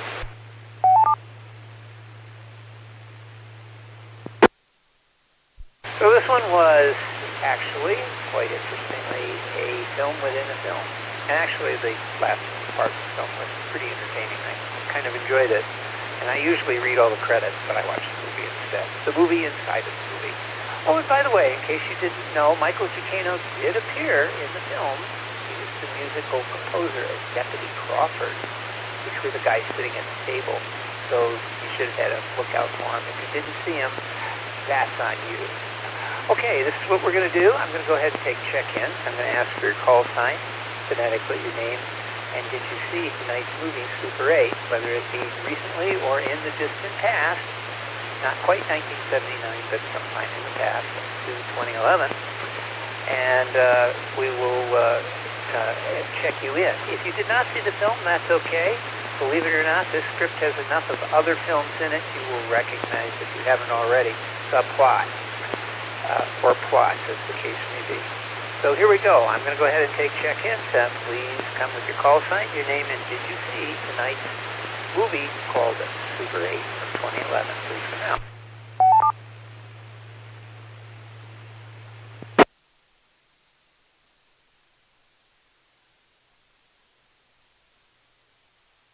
Kilo Golf 5 Bravo Zulu Whiskey J near Weatherford. I have seen the film, but it hasn't been too recent. It has been a few years, but I needed the complete synopsis to get, and myself, and I still, I don't know how much I'll be able to comment. K257.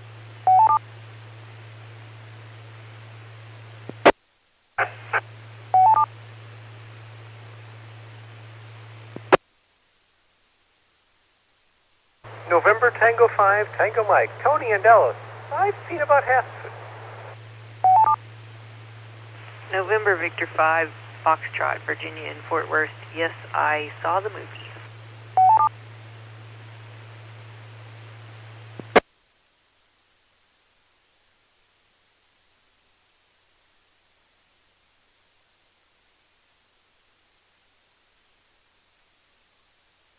Kilo India 5, Kilo Whiskey Golf, cruise in Arlington. Yes, I saw the film. Whiskey Bravo 5, Oscar Zulu Lima, Brenda in DeSoto. Yes, I saw it.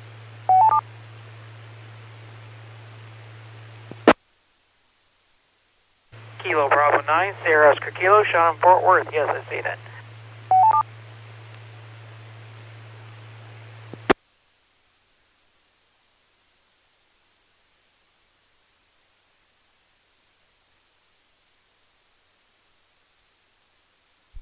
All right, let me go ahead and get those folks checked in. I've got KG5BZW, Jay near Rutherford. It's been a while, but he did see the film. NT5TM, Tony in Dallas, he's seen about half of the film. He's trying to desperately get through it right now.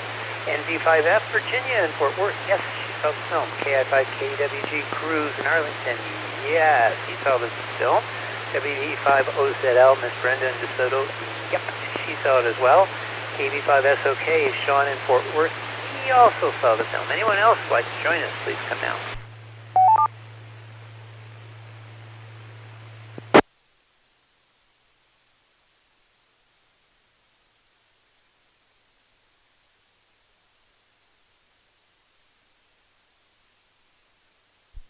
All right, no worries. We will come back and do additional check-ins when we get through this group on the first round. So we have 3 rounds, of course, if you're listening for the first time.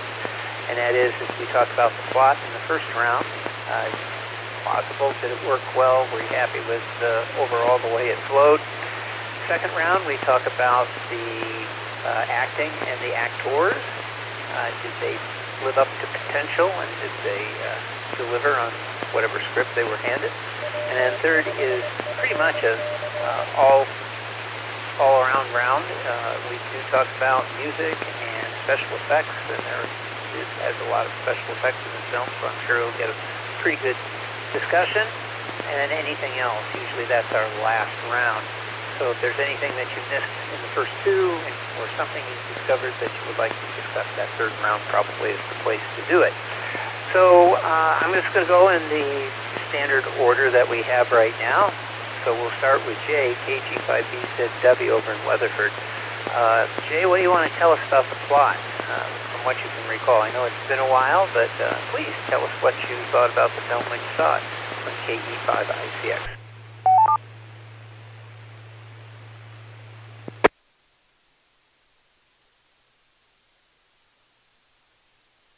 All right, this is KG5BZW. I'm going to use Echolink. I remember this film being hyped. I didn't quite watch it back when it was released. I finally got to watch it in the past few years, and it wasn't a bad movie. It was just, I felt like I had seen the movie before, and it just seemed to if I had maybe a better memory for certain films, it did seem to elude, or if not, maybe if it's alluding, I don't know if it was alluding or if it was just directly not referencing, but using their material. I guess that's what I'm trying to say. It just really had this quality. I'd seen a lot of it before, and it was interesting, but when I saw the opportunity to watch it again, I was like, I just really don't know if I want to watch this again. I felt like once was enough. Maybe I'll watch it in 10 years or so. I don't know, but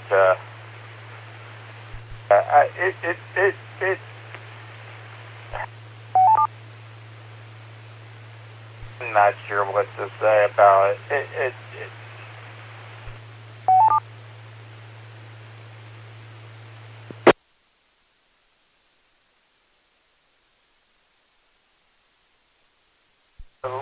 I can only say that it was. I think I really can only say what I've already said. It just want to see some of the things that the movies that you referenced in that review or whatever about some of those movies that I think I have seen before, but I kind of feel like the makers of this film want you to be more familiar with some of these other films or something or whatnot, and think, yes, that's that or something. I don't know. I just keep about BCW.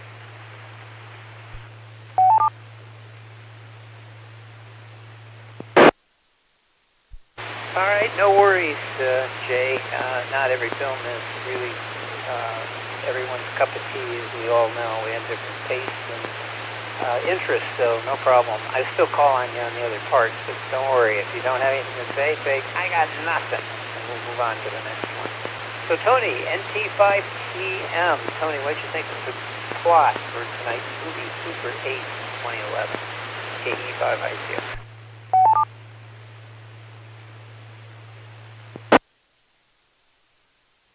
Well, thank you, Tom. Now, I'm going to say some serious things here, but I'd like to stress they are not a plea for sympathy. They're just talking about normalcy. All of my grandparents are dead. Every one of them died on a perfectly normal-looking day.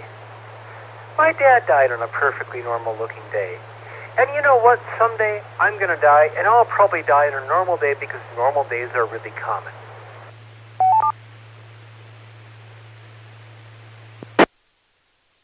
The overuse of the gritty blue-green color scheme to try to add intensity to the plot just offends me so much.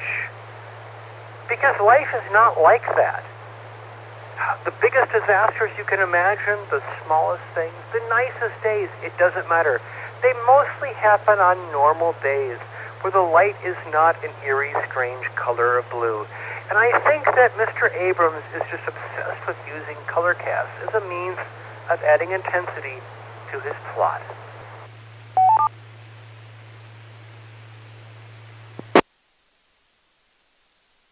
Okay, I've taken a deep breath. I could not possibly agree more strongly with that previous comment. Oh boy. This whole plot feels like it's been pieced together out of other movies. Ooh, this bit from E.T. Ooh, this bit from Close Encounters. All together, tied up with a color cast, as if I care. So, it actually is an interesting movie, and I will finish it, but it's just... the derivativeness and the simplicity of it, and the idea that making things look artificially gritty will somehow make me enjoy the movie more, oh, it doesn't work. But yeah, the plot feels like bits of other movies. NT5TM.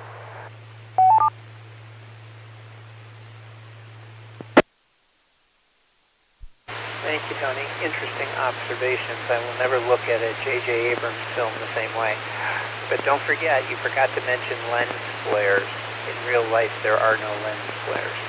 Next up is Virginia, NB5F. Virginia, what did you think about the plot for Super 8, KE5ICX? KE5ICX and the net. This is Virginia, NB5F. Well, you just stole my lens flare thunder, but I do like the 70 millimeter anamorphic, but it does make his favorite lens flares, which I noticed a lot of. Anyway, it's a well-made movie. It's interesting. I was interested in the plot. It was the way they get into the monster with the train wreck while the kids are shooting the film is interesting. And I totally get what Tony's saying. There are times when that color casting isn't just a J.J. Abrams thing. It's now so common, along with a lot of other 21st century methods that actually make movies that makes plots seem a lot more like gut-twisting and eerie than they really would be, I think, without it. And sometimes that's too much for me. It's too intense for me. I sometimes just want something to be a little more approachable. And some of that stuff I'll talk about at the end on round 3. It's kind of probably more of round 3 stuff for me, but there was some intrigue. I did notice the very much similarities, like, oh, let's set everything on fire to get people out of town. That's such a Close Encounters thing, and the E.T. thing and the Goonies thing. I mean, that was so very obvious. The one thing about this that really bugged me was the implausibility of the biology teacher actually somehow surviving running into a moving train head-on in a truck. And the ball of fire that erupted, and the whole train derails, and somehow that guy is still alive. That really bugs the fool out of me. They could have had him not be alive, and the plot would have been basically the same. They could have discovered, oh, it's this guy. Of course, I don't think he would have been physically recognizable as any person in particular after that accident. Or it wasn't really an accident. It wasn't on purpose. Anyway, I found that bothersome. And I noticed, what most people have, that it's a lot of things kind of, and it's kind of an homage, and I thought it had some originality, and they threw the kind of modern fascination we have with zombies, they threw some of that in there. So I kind of thought that was funny, and the kids were, the story was interesting, and the subplot about the mother and the two fathers of the kid and the girl, the boy and the girl, and their, his how that all tied together. I thought that was interesting, and how everybody kind of came together at the end. Now, the plot synopsis that you read didn't note that at the end of the movie, when the kid was making connection with the alien, that it was due to the fact that the alien is that he's telepathic. He can, if he makes physical contact with someone, he can exchange. It's kind of like a mind meld sort of thing. Like he can exchange thoughts and ideas with the person, and then that he can get what they're thinking too. And that was kind of how the kid made the connection, with the alien at the end. I think that's kind of an important point, and I thought that was kind of interesting, and that was actually how the science teacher knew about the alien, and what, why he understood that we had, made a misstep by capturing it and experimenting on it, and so that's something I think that's important in the plot. The ending was, it had a little E.T. in it. They were trying to get it to tie up in kind of a heartwarming way, which is a little hard for me since so much disaster and calamity and death and destruction had just happened. So it's hard to really feel warm and fuzzy at the end. But I did shed a few tears because I thought it was not around enough to become lovable like E.T., and it wasn't, it wasn't like, I'm guessing probably getting more into round 2 stuff here, but I did think that it held me. I saw it a few years ago with my brother. I think we rented it or something, and I will say that I was nostalgic because when I was in film school, the first kind of film I ever shot was Super 8, and it was in those little cartridges that you stick in a little camera, and the stuff we shot did not have a sound stripe on it. I believe some of it did have sound, like the way they kind of portrayed it in here, that they didn't have to record a tape and synchronize the sound later on. So I think maybe that's kind of a thing that I thought was just nostalgic for me. I thought it was kind of fun to see the kids with their Super 8 camera that runs about, I think those things run about 3 minutes of film or something like that. Anyway, that was kind of cool. Anyway, I'll shut up now. Back to you, Tom, K5ICX in V5F.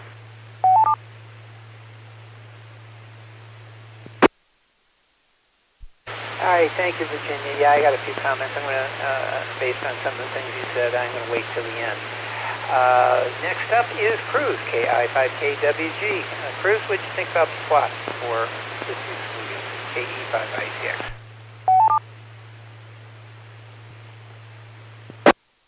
KI5KWG. Pleasantly surprised by this. I had seen bits and pieces of it in passing. It's like other people had it on TV, and I guess it must have been cable. And I think I had really only seen the scenes around the train wreck, and maybe a little bit more with the kids filming. And that's what I thought this movie was about. I had no idea it was a sci-fi. And so I sat down to watch it this week and was really pleasantly surprised by the overall story arc and getting a coming-of-age film along with monsters and Monster Alien, and not to mention, and no one has, several radio references. We had ham radio and CBs in this, so I thought, hey, this is great for our group. It was reminiscent to me of several films from the 70s and 80s, so I thought it did a pretty good job of being somewhat nostalgic for that time period. With Close Encounters, I think, has been mentioned twice already, and now that one had come to my mind too. As for the sci-fi part of it, I was thinking that if you don't have a really good, thought-provoking science fiction concept to go with, time travel or something along those lines, which this did not, then at least have good characters that you end up caring about, and it did. So I think the movie was a success for that reason. You really liked the characters, cared about them, the kids in particular, but also the two main parents that were involved.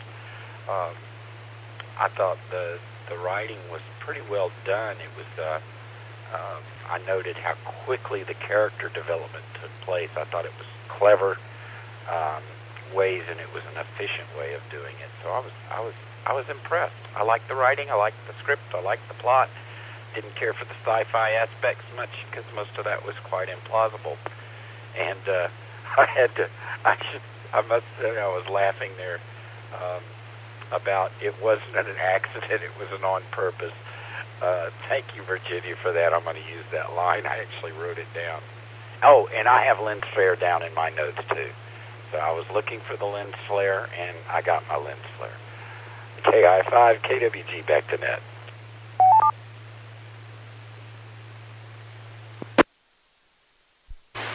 Thank you, Cruz. Boy, do we know our directors or what? Okay, next up is Brenda, WB50ZL. Brenda, what are your thoughts on the script, the story, KE5I6? Yeah, this is WB50ZL. Yeah, I kept flashing back to Close Encounters. I know you did too. And so much of it was just had the same look and feel as that movie, and some of E.T. as well. Oh yeah, the same people were involved. But I'd never seen this movie. I enjoyed it thoroughly, and it was a little too busy in places. Kind of thought maybe they should have slowed down a little bit, but that's not the style of these people. They keep it going in a good clip.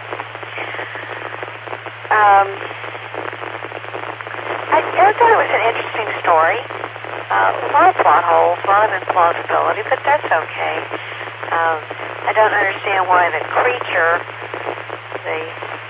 he's been here for decades, well, a couple of 20 years maybe, something like that. And he's been feeding on people and nobody noticed yet. And why people? Why not just eat cattle? Wouldn't that have been a lot easier? Why take him back to his lair? Why not just go out and graze? So I still wasn't sure about that, why he needed to eat people when it would be so much easier to get cattle or goats or even dogs. And I don't recall that they ever explained the missing dog aspect in this. Oh well. Typical treatment of the military. it's never favorable in these movies. They're always idiots. And they always make poor decisions. Okay, I'm going to quit there. WB50ZL.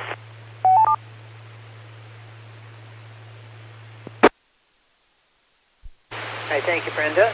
And next up is Sean, KB5SOK. Sean, what did you think about the plot for tonight's movie, which is Super 8 from 2011? Now go ahead, KB5I6.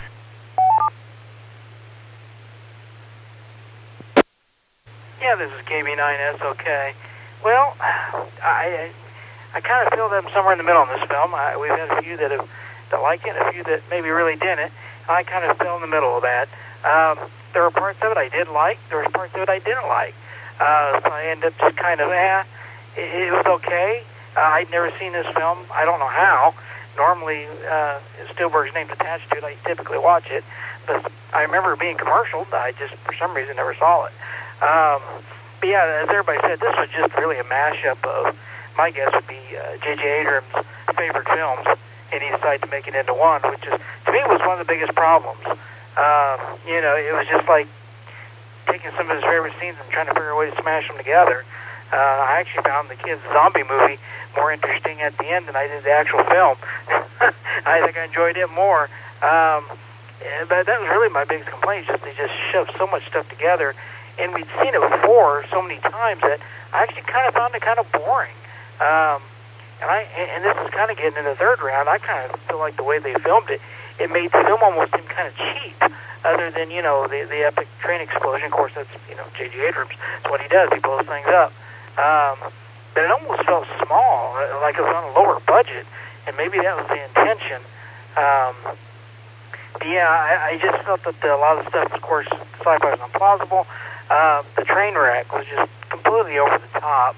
Not that I've ever seen a train wreck, but for when I was young, for several years, I worked. So I wouldn't, you know, and I've seen where vehicles have been swirling on the tracks. So I really don't think that would have caused that derail. It really had to be a really strange situation to do that. You know, being that was his plan, was to derail the train. You know, I think he would have given a more plausible way to do it. And I know there's one. Yeah, it's just. So that part kind of seemed offbeat, but yeah, I mean, there was a few, remind you of better movies. That's kind of what it did for me. There was a little bit of nostalgia. Maybe every kid that grew up years ago wanted to make movies. I don't know. Me and my friends tried to make a movie when we were kids. It wasn't good, but we tried. But, so I don't know. It seems to be kind of a common thread from those days, I guess. But, so yeah, this was just, I think everybody's already said all the major notes about this film, so I'll send it back to that. KB9SOK.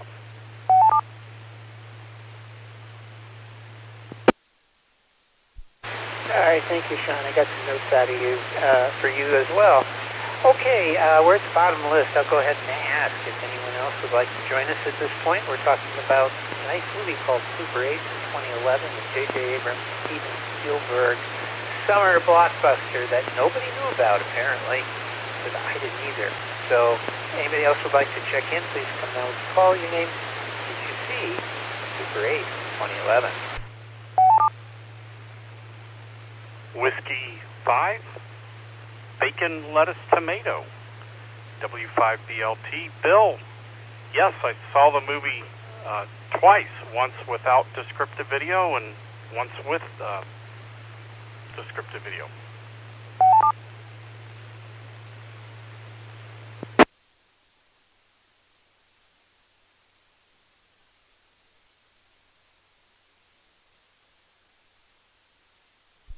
Excellent. I got your email from earlier that you had seen the film and you found a version with the descriptive video. W5BLT, Bill. Actually, it's kind of interesting you mentioned that because I did watch quite accidentally one time an episode of, I guess it was Picard from last year, and it had a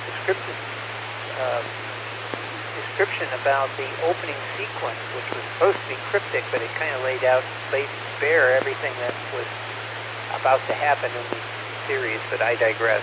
Maybe there's something there you can tell us, too, on the description that we may have missed as well. But I'm always curious about that because I've been exposed to it a couple of times, and it is kind of interesting in and of itself. Now, I know you do it because you need to know what the scenes are doing, but there's all these kind of interesting additional information that comes from it, maybe from the director. I don't know. Okay, I should have just said, Bill, tell us about what you thought about the plot, but I didn't. I went on and on about something else. So, Bill, what did you think about the plot from KE5ITX? Thanks, Tom. It was interesting because had I known this was a J.J. Abrams movie, and I didn't realize that until the end with the descriptive video service, I wouldn't have watched it. I'm not a big fan. I hope of J.J. Abrams, just not. So I'm glad I didn't know. But as I was watching it, the first time I watched it without the descriptions, and I kept thinking it reminded me of Close Encounters. It reminded me of,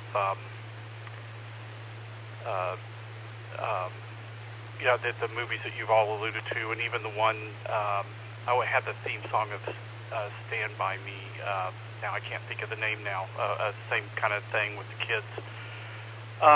And so I felt like I'd seen this before, and then I started looking on Amazon Prime, and I found the video with the descriptive service, and that describes the movie and the scenes for those who are blind and visually impaired.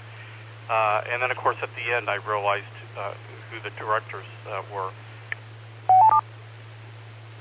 So I will come at it probably a little differently because I've never watched Close Encounters or E.T. With descriptive video. And so for me, it was kind of like watching it, even though it had that feel of those movies, it was so new to be described in the scenes and the way the train wreck was described, the way that the scene with Alice and Joey and their kind of interactions together, all of that was really great for me because there's so much I miss without the audio description of the scenes. And so for me it was like watching a brand new film, even though it had the feel of other movies. And then of course at the end when I realized, okay, J.J. Abrams and Spielberg, then it all fell into place. But I still like the movie. I could have done without the language. Honestly, I think if they had cut that, they didn't need the language the kids used, but honestly, if I look back on when we were that age,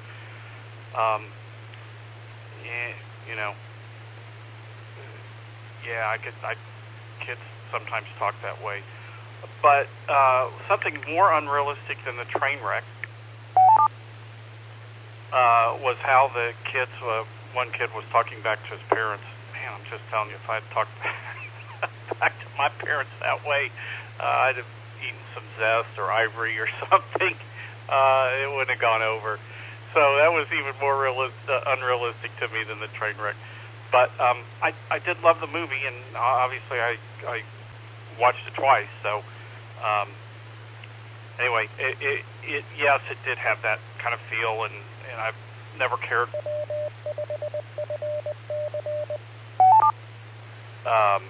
But I do have to say, I'm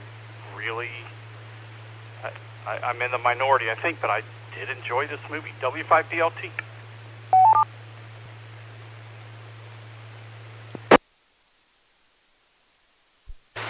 All right, thank you, Bill, and thanks for your comments. And I think I got kind of a vibe out of this. Of course, it's always nice to be net control because you can riff off of everybody else's comments as though, wow, yeah, I thought of that. And you didn't. You just watched, and somebody made a comment, and you go, oh, well, that makes sense, and then this makes sense along with it. So you can kind of glob on to somebody else's comments and then sound like a great oracle and an expert on film.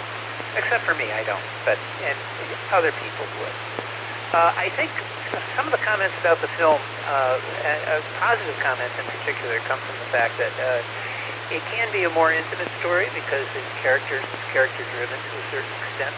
Yes, special effects are a big part of it, but it's not the overwhelming part. And I think that's part of what it was. There's nostalgia that came from it that gave it, and the characters themselves that were engaging, which was mentioned earlier. So we kind of overlooked all of the bombastic stuff that occurs when it occurred, because at that time, and particularly even today, it continues, most science fiction films are driven by the special effects. The Marvel Universe stuff does that, to the point where it's, to me, it's just a turn-off. I don't care to watch those films because there's nothing of any depth, just people throwing large, heavy objects at people's heads. I don't know, it just seems kind of repetitious and dull. Train wreck, the derailment, there were a lot of elements in that that didn't make any sense, including the way over-the-top train wreck and cars going flying in the air and exploding and all that stuff. We've had, and it's been featured several times, that there have been train wrecks. And while they can be spectacular, they play out as spectacular over a very long period of time, not just in those few seconds.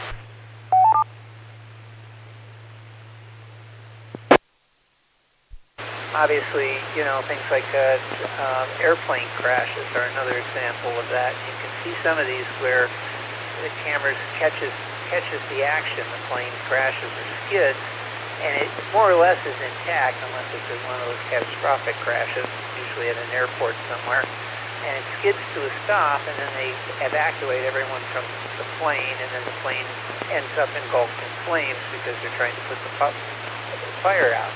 So the shots that you see are of the flames, but everybody is overall, hopefully, out of the aircraft, and then finally you see the result, and it looks like the charred out remains.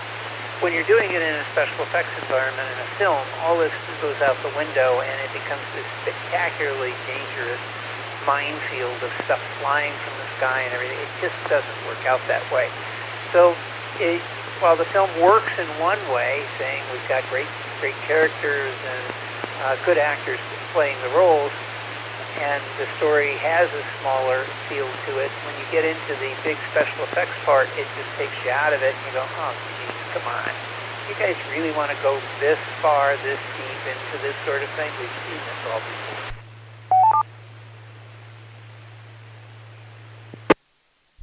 So to me, with saying that all out loud, I think one of the things that could be better done in films is to better scope out what you're going to do.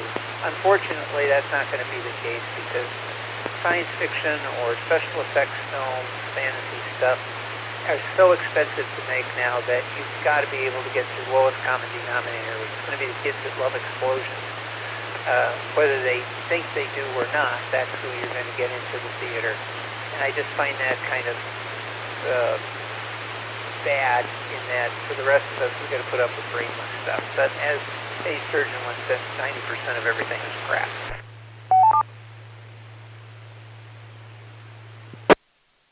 Now, some things about the actual plot. First off, we have, what was his name? Woodward, Dr. Woodward. This guy lives in town. He's the local guy. He takes care of the professor at one of the high schools of all places. He was obviously this big deal expert someplace else, and he disappeared into the brush. Then we got Nellick, who seems perfectly willing to kill people. Why didn't he kill Woodward when he had the chance early on, when he was working for the facility? Why did he let him get away and then have this potential reveal sitting out there? Does the President of the United States know about the aliens? I think not, because that's typically what happens. So, I mean, this is a very dangerous thing, allowing Woodward to not only get away the first time around, but allowing him to go ahead and keep materials and things that were available. Who does that?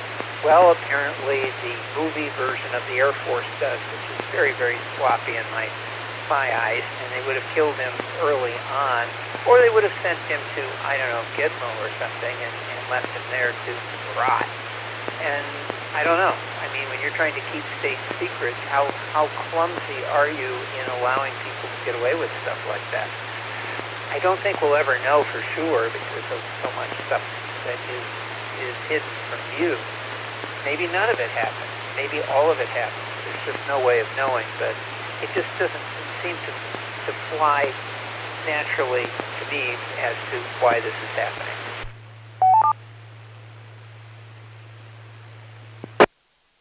Next up, and maybe I missed it, is where's this train going? Where is it coming from? Why is it going across country? And how the heck does it end up in the town where Woodward is? I mean, really. Yes, he goes and he traces it, he can find it and all of that. But why? Where is it going? There were Area 51 somewhere, or Area 52? Maybe Area 51 is full and they have to move it to Area 52. Maybe they were working on repainting the facility and they needed to get the alien and spacecraft and all the little things and move it out while they repainted and repolished the floors back at the old facility at Area 51. I don't know. It doesn't make a hell of a lot of sense. Wouldn't it make more sense to you and me to put it in a C-5A and fly it overhead maybe? I don't know. Or a C-17? Why a train? Is there a ton of that stuff there? Because it didn't look like there was much. There were a lot of cars, I suppose. Maybe that's under the guise of something else, like airplane parts, as the guy says. I don't know. It just didn't seem right. It was just an easy plot convenience.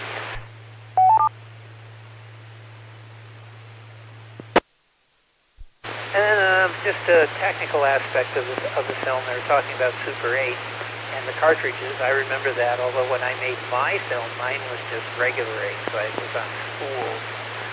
But the Super 8, I believe, if I remember correctly, you could buy those with a magnetic strip on them, and you could, while you're filming it, exposing the film, you could record like you would a reel-to-reel, except it was perfectly attached. Now, I know they had those films because my dad had a Super 8 projector, and he would buy from Black Castle Films, classic films on Super 8 millimeter with sound, and we'd watch those things because nobody had stuff capability back then, and we watched a Laurel and Hardy films that he would buy, and we watched them over and over again, and they had that magnetic stripe.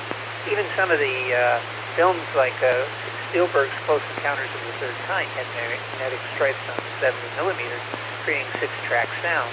So it was fairly common even back then.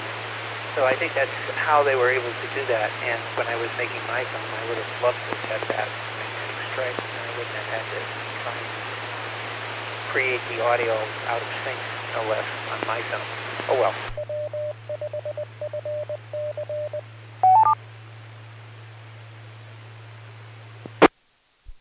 Okie dokie, those were my comments on plot.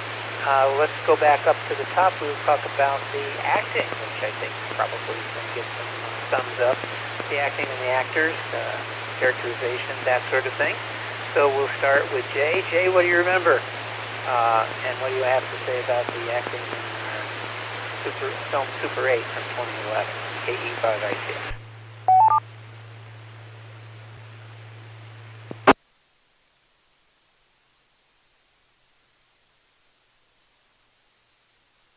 KG5BGW. I don't remember anything particularly terrible about the acting. In fact, I count that the story, it almost deserved a better story for the acting. Just the fact, I don't know, it's already been talked about in the plot. Of course, it's sci-fi, but come on, we're still bound by physics. I forgot about the train. I mean, I didn't forget about the train. I remember something happening with a train, but I forgot the particular sequence or whatnot. But yeah, the truck derailing the whole thing. I forgot particularly that, and I think that was one of the reasons I wasn't so hot on the film. I remember the acting being decent. I just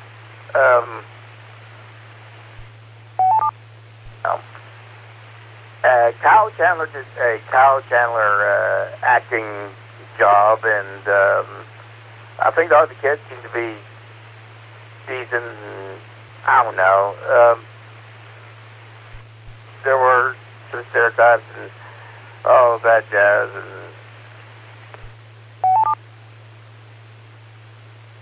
I don't really know. I don't have anything much to add to that. So, head to the next person. KG5BCW, back to them.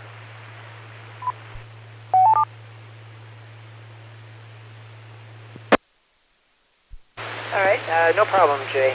Not at all.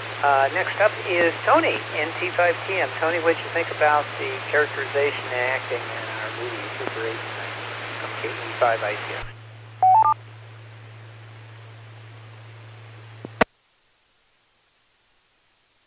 Well, as much as I thought the color cast was an unwanted character, the actual actors did work hard. Kind of pains me to say that, but they really did. Elle Fanning had to strike this horrible balance between I'm supposed to look very attractive and be your official audience ticket filling point, but obviously you don't want me to fall in love with a 12-year-old, and I don't want to either. It's a tough balance to strike. Likewise, people are trying to be all tough guy military, but try not to be completely evil. That's also a hard balance to strike. And they tried very hard. So I really don't think there was anyone who failed in their effort. I would give them all an A for that.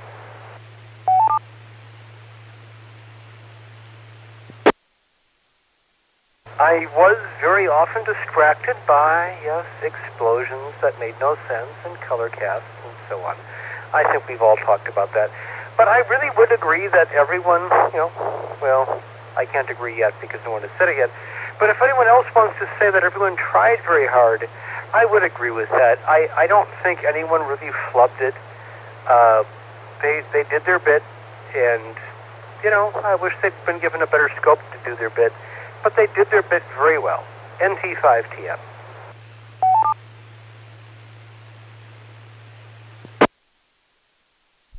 Okay, thank you, Tony. Next up is Virginia, NV5F. Virginia, what do you think of the characterization for our film this evening from KE5ICF? I thought it was pretty good. They're all a really good group of actors. The characters were characters that, as we've spoken about before, we can care about. There wasn't any bad acting. The fact that they were making a movie, they could play up Alice's, she was the actress in the movie, and they could play up her acting even more with the fact that she blew them away with her, I guess heretofore unknown acting skills. They just wanted a girl. They needed a girl in their movie, and of course they give her a couple of scenes where she gets to really, really act within the movie, which I have to stop and make the aside about how no one has really riffed on the fact that are we done yet with filmmakers making films about making films and how nostalgic they are about making films. It's almost like a student film about filmmakers in school making a film. It's almost that derivative. But this does it pretty well because we all did that when we were kids, whether it was Super 8 or home video or whatever. We all got hold of a camera and tried to make films. But anyway, I just had to make that joke. But I noticed there was in the way the characters were done and the scenes and the dialogue, especially when there were a lot of people in a scene, especially early on in the movie, kind of setting up the characters and their families. There was a lot of, I call them like Spielbergisms, Spielberg moments, and Spielberg in his early films, and he kind of got away from this later in his career. One of the things about his films that stood out to me, even from the time I was young, was that he would create like this kind of atmosphere with busyness and dialogue and kind of almost chaos. And he did that in E.T., he did it in Close Encounters, he did it in some other films. And it really was a Spielberg-feeling film that way, just with the sort of kind of background, crazy nonsense of households, and there's a kid banging a baseball bat on the table, and it reminded me of moments in Close Encounters when Richard Dreyfuss's family, they were all wacky and just kids going everywhere and being loud and talking over each other, and there was a lot of that, and I think that adds a touch of reality, to the fact that that's the way kind of life really is. All the kids did well. The characters were, as was noted, the character development was rather quick and efficient, and that's good writing, where you can do exposition on characters and story at the same time.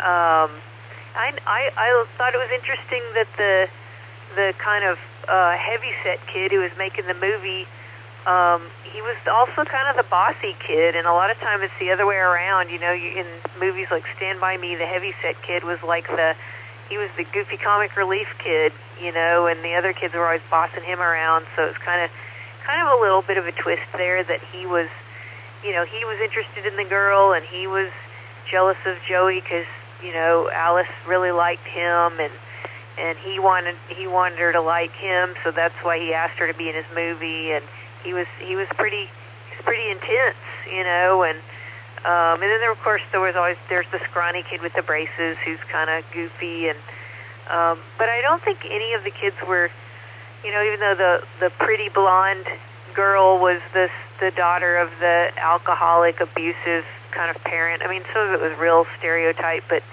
they did it in a way that you're not just like, oh, not this again. I mean, maybe some of y'all think that, but overall, there were a lot of stereotypes, but everybody, like Tony said, they did their part well. They made a good effort, and it was just good acting. You got a big name director, a big producer, a big budget. You get good actors, and they do make you love the characters. So, and the alien, he was almost lovable by the end, but he was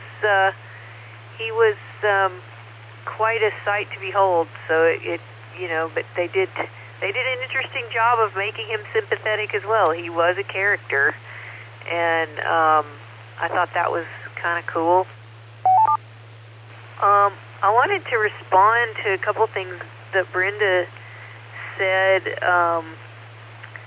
The dogs running away, this is just kind of an aside. That was just kind of, they were finding all the dogs. They were finding them like they had all just run away in a big circular pattern, like they were just leaving town because they knew something was wrong. So that was the whole thing about the dogs. It was kind of like how animals respond to something that's not right, and they were all leaving the area. Maybe they didn't want to get eaten. And the monster was only underground, taking people from the moment the train wrecked, and it made its lair underground after it escaped. So I guess the previous 19 years it was in some kind of government custody, and I don't know what it was eating at that point.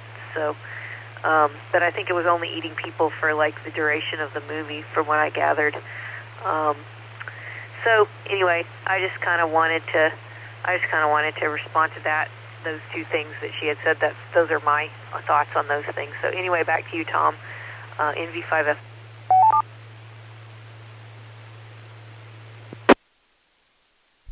All right, thank you again, Virginia. I do have a comment, though. You were talking about the underground thing, and I just wanted to, before I forgot, where did the alien put all the dirt? I mean, those caverns were deep, and that dirt had to go somewhere. It wasn't used in the spacecraft because it wasn't metal, and it didn't appear that the building that it was in had any place to put the dirt. There was a lot of big tunnels down there. I don't think they were there before the alien got there. Just saying. Thinking out loud. Okay. Let's move on to Cruise. KI5KWG. Cruz, what did you think of the characterization, the acting, our fine film this evening?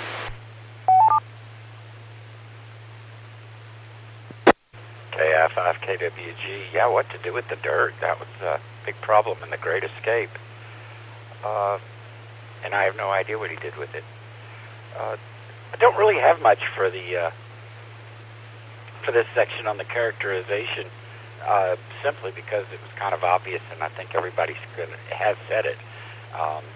Everybody did a really fine job of acting. Those the child actors were impressive, and I think I really had only started reading the wiki article on it, but I think I saw in there that they were no or little Hollywood experience, and I thought they all did a fine job. So, but that was true for the adults as well, and it was nice, when you basically, as I said at the beginning, this is a coming-of-age story, but it was coming into one's own story for the adults as well.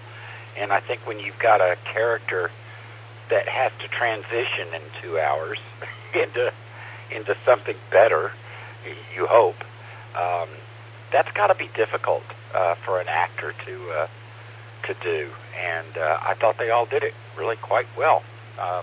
They were believable, where the script was not necessarily, the characters were. So with that, I'm going to go back to net, KI5, KWG.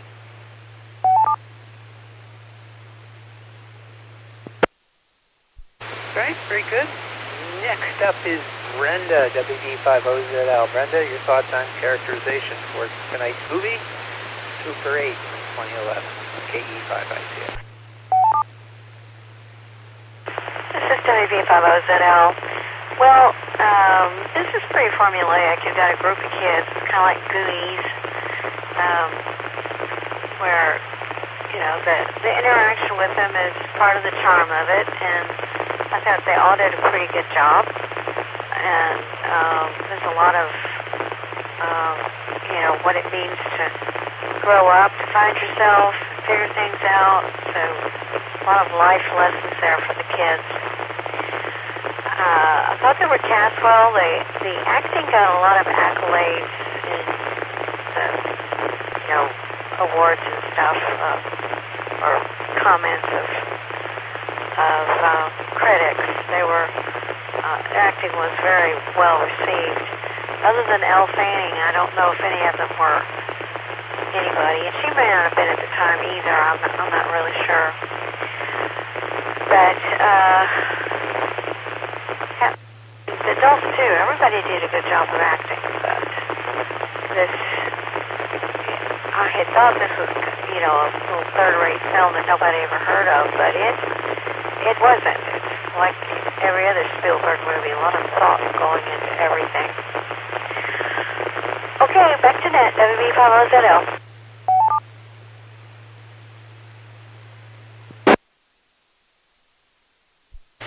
Next up is Sean, KB5SOK. Ditto to you. What do you think?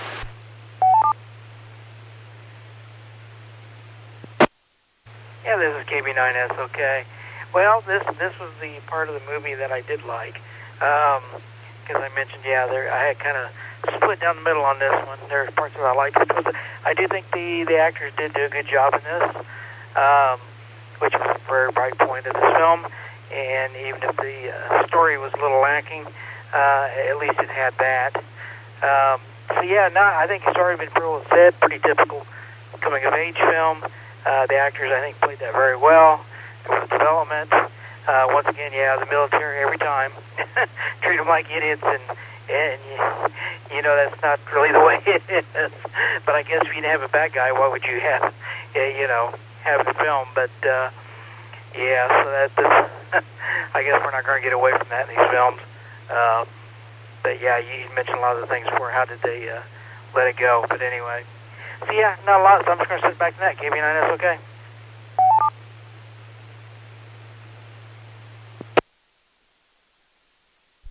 Okie dokie. Well, boy, we're just blowing through this section.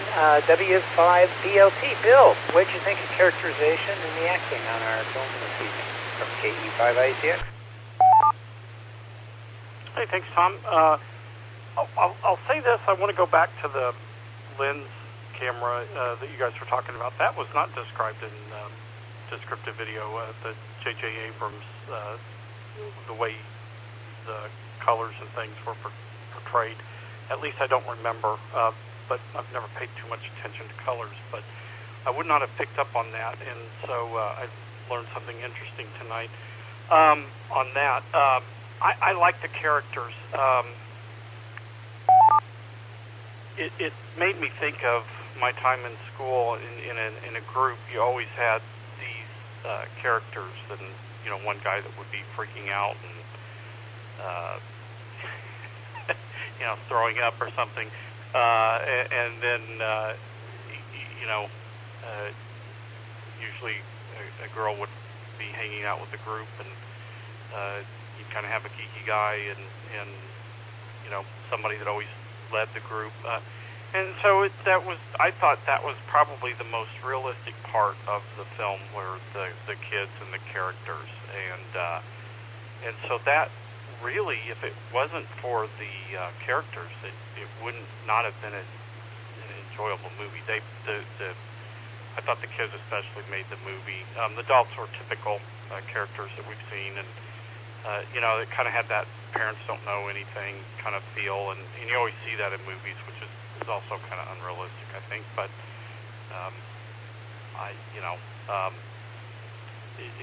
it is what it is.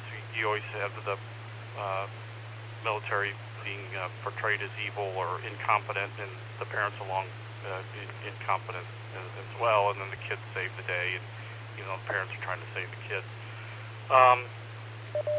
And I can't remember the character's name now. The guy that was driving the car and had passed out from his marijuana exploits, and that was a big thing. I remember not hanging around, obviously, kids that did that in the 70s and early 80s, but that you knew of people that did that. So that was interesting. Even missed the whole thing. That may have been a little unrealistic there too, but now that I think about it, but the characterizations for the time period, and it's surprising that maybe I shouldn't say it like this, but I was surprised J.J. even pulled that off. Again, the characters made it. The kids made it, the acting. The one scene I did like,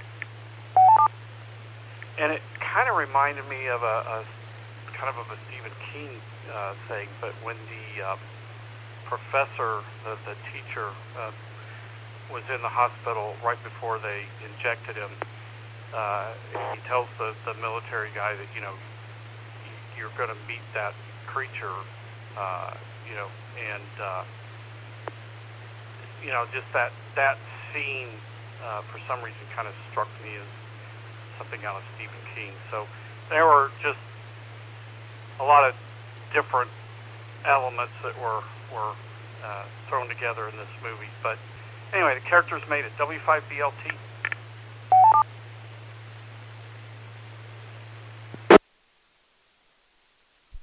Okay, good enough. I think we're all pretty much in agreement on that one, which doesn't always happen. In fact, it rarely happens. So let me go ahead and open it up right at the bottom of the list. If anyone would like to join us, tonight's movie is Super 8 from 2011. We've gone through plot and characterization, but if you're new or you just would like to comment on the film, now is your opportunity to check in. Please come to your call sign, your name, and state you see the film.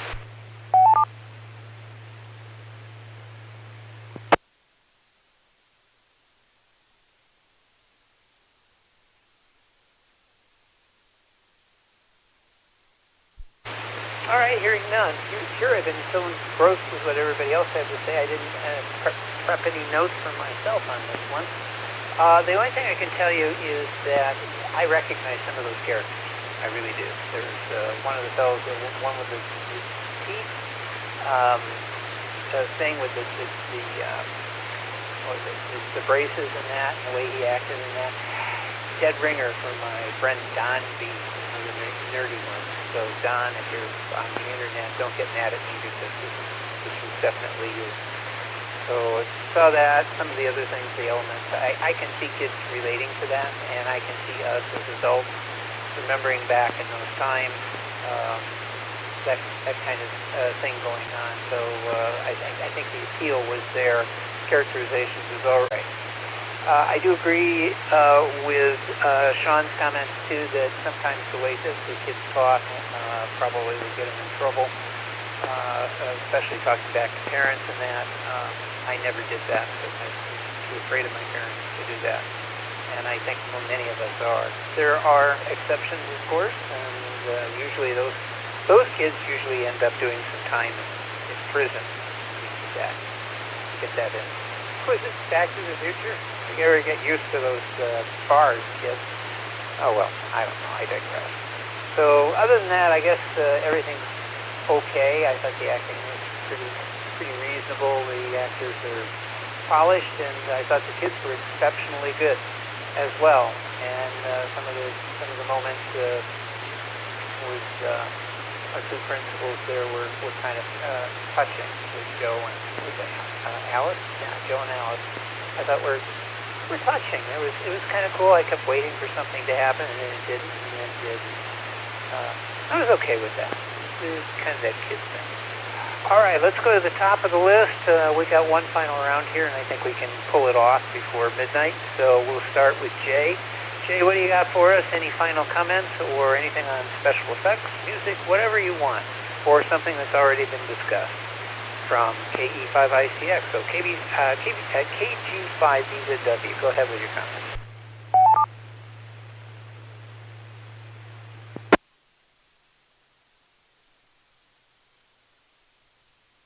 This is KG5BZW. I don't really have anything except I'll say this. I kind of remember the holes under the ground with the town, and I have a recollection of when I saw the movie. Now, granted, I had to take a big grain of salt when I was imagining this, but I had to imagine this was like a mining town, and there are some surprising number of mines in the Midwest. Where was this supposed to be, though? I don't know. Did they ever say?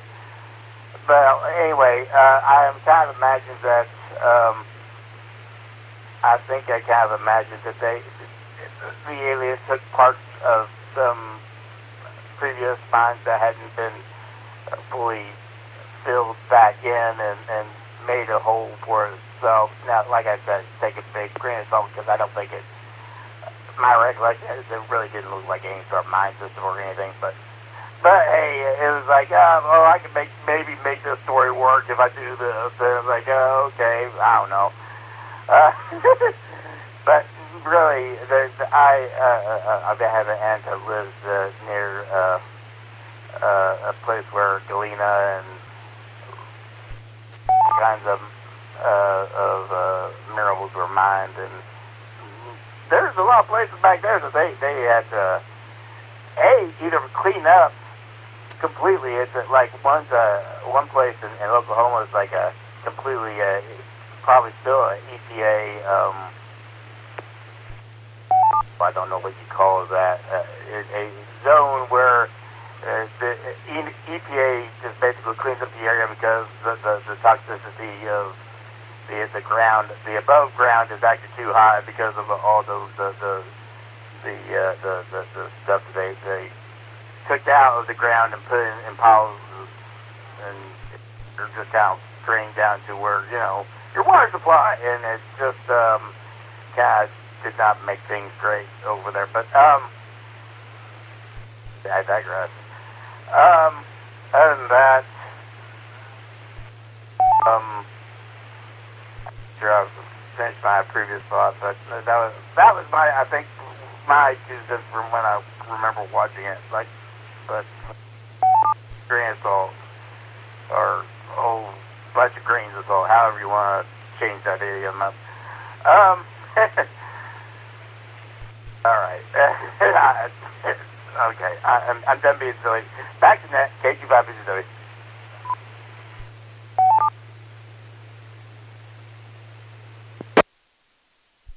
All right, thank you, Jay. Next up is Tony, NT5TM. Tony, your final comments.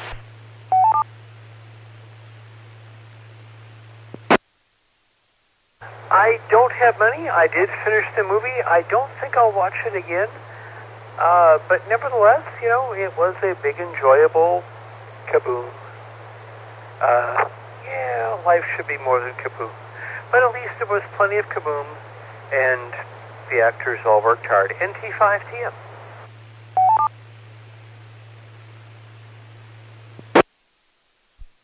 All right, thank you, Tony. And I'll just make a quick aside on all of that. Anytime there's a movie made by a major director and nobody can remember the film or somehow or another didn't get around to seeing it, there's usually a reason. Because word of mouth did not get around and the film did not get the airplay that it had originally intended, although it was a hit. NV5F, Virginia, your final comments. And you can also talk about anything technical about the film, special effects, music, anything you want from KE5ICX.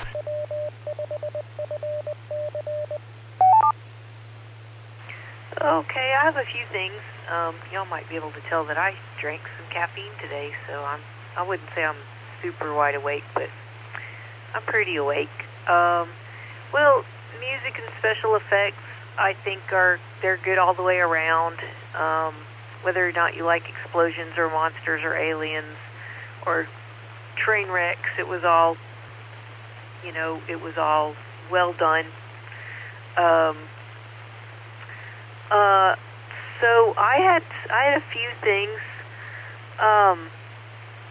for this movie that, of course, it is a nostalgia piece, and it takes place during the early part of my lifetime, and I thought they did a pretty good job with the pop music that was in it. And usually when there's a period film from my lifetime, I pay really close attention to things, and I don't necessarily look for things, but I very easily notice things that are out of place. And I had a couple of things there that I would consider anachronisms. When Joey mentions those cubes, he says they all look like a bunch of Rubik's cubes. Well, the Rubik's Cube, though it was invented in like 1975 in Hungary, it didn't receive major distribution in the United States until 1980, and it wasn't really super popular until 1981. So for that kid to mention Rubik's Cubes was a little out of place. There were a couple of other things that... Well, another thing is the kid, is his name Frank, the kid making the movie. He said awesome all the time. We didn't say awesome until the early 80s. Awesome was not a thing. So that was out of place. And then the other thing, and I was like researching while I was watching the movie, I would look things up, and the other thing was he was listening to Blondie on his Walkman, and I actually did look up the Walkman. I thought, well, that might be a little early, and I looked it up, and Walkman went on sale. Sony started selling that in 1979, so that one was accurate. So I like to look at those little details and say what's out of place, or what term are they using here that they wouldn't have used. But I liked the music. I especially liked that they opened and closed with ELO. They're my favorite band of all time. The song was very timely. I think that song was on the Discovery album, which came out in 1979. And so I liked the use of Don't Bring Me Down by ELO. I thought that was, I just love ELO. So you can't go wrong with me with ELO. I loved the film. When they finally showed the complete film at the end, it was hilarious. And then I'll go back to what Tony was talking about, all the color, the kind of the color tinting of the film, which is kind of a thing that people do now, and they overdo it, and it drives me crazy. And this film it kind of had a sickly green cast about a lot of it, and I think that was a kind of an homage to horror movies. Lots of green cast, flickering, fluorescent lighting, and 60 hertz hum. God, oh Lord, with the 60 hertz hum. That's real creepy, but a little bit of it goes a long way.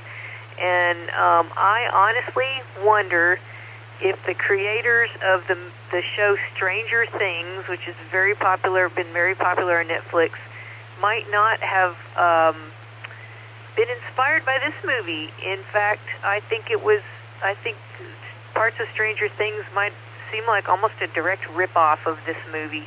I noticed that the first time I saw it a couple years ago. So I think that it might have been, even the looks of some of the characters and everything, very, very much reflected in the show Stranger Things, especially the first season of that. So anyway, that's about it for me. That's a lot of stuff. So I'll turn it over to you, Tom, and you can say what you want to say. K5ICX NV5F.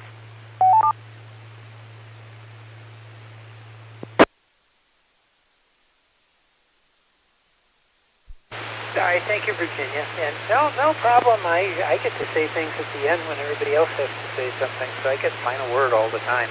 Cruz, KI5KWG. Cruz, your final parting comment from KE5I6.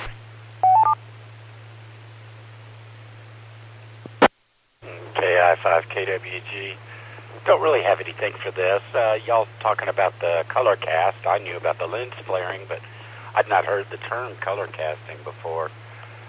What I noticed in that regard was how dark it was, and but you all weren't talking about that. So for the last few minutes, I was looking at other. I watched mine on Prime, and I switched over and just keyed up one of the first films. It was the trailer for it on YouTube for Super 8, and it was so much brighter. So I watched this whole film, and the color cast that was predominant was pretty much black. So if I ever run into that again, I'll know to try a different streaming service and see if they've got better quality, because it was very, very dark, and doesn't look like the film was actually intended to be that dark. That's what I've got for you. Enjoyed this one. KI5KWG, back to net.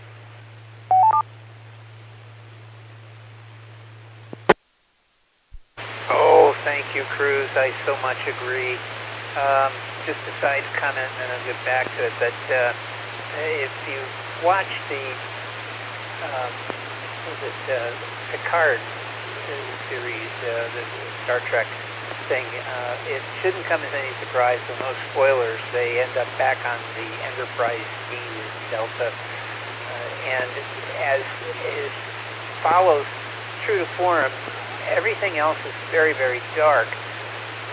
And then when you go back and with this reconstituted 1987 set, it's nice and bright, easy to see because we were watching on a smaller television set. God, this is great. It feels like I can see it and enjoy it and all of that. And this is exactly what you said just came to mind. The darkness of things anymore. And I think that has to do with the better quality stuff that's available, but I also think too it's a shorthand, so you don't have to do a lot in the way of special effects. I don't know. Who knows? Hard to say. Okay, next up is Brenda, WB5OZL. Brenda, your final comment. Elvis has left the building.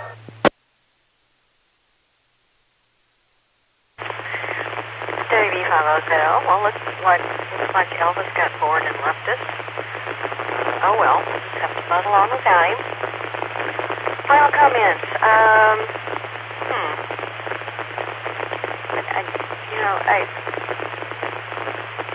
I thought the special effects were pretty good. although the train wreck was a little over the top and unbelievable. And it's just amazing this train wreck happened all around these kids and they didn't get a scratch. Real life train wrecks don't look like that.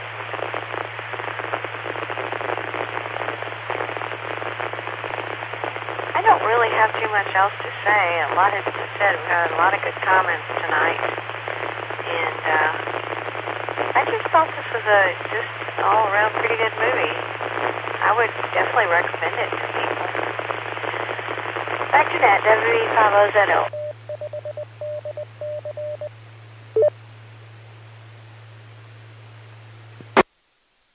All right, very basic thumbs up. Next, Sean, KE5SOK. Sean, any parting comments from you, KE5I6?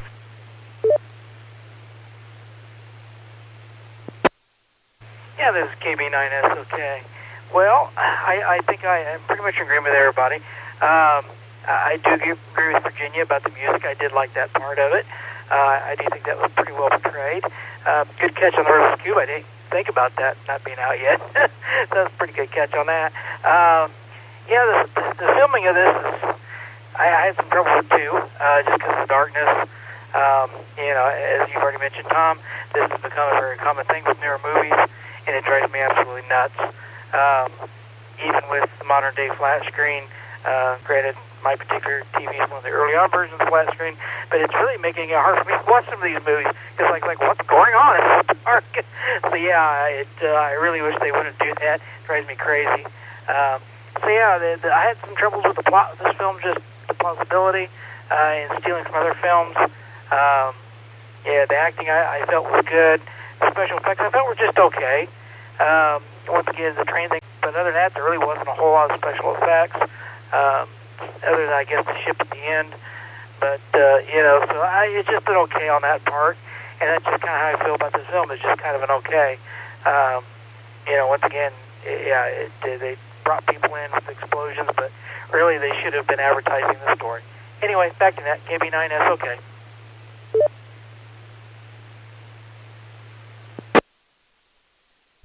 All right, thank you, Sean. And last but certainly not least, Bill, W5BLT. Bill, what do you got for us? Final comments. You're the last, well, second to last guy. Go ahead.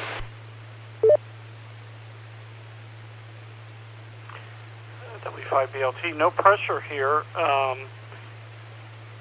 Well, you know, I have to second what Virginia was saying, because I found myself going and checking when was this song out, when did the Rubik's Cube come out. So glad I'm not the only one that did that. The one scene that comes to mind, and it brought back some memories for me, was after the train wreck, and they were looking for, I think, Alice, and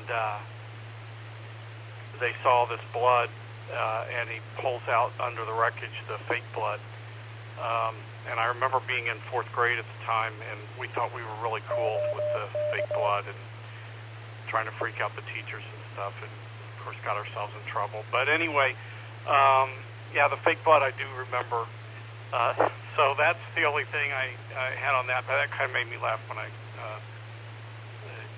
was going to say saw that, but I used the description because that's how my parents raised me to say I saw the movie.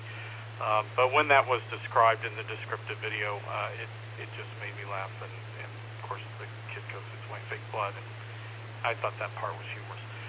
That's all I got, W5BLP.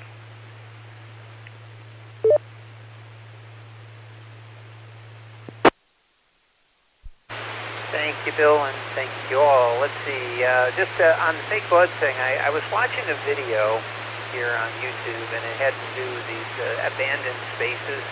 That seems to be a fairly popular thing, and this team of 2 went into a old police station type of thing, or prison. I guess it was a police station, and it had been abandoned for quite a while, and they came in on a room, and it had some mannequins there, and they looked, and it's fresh blood.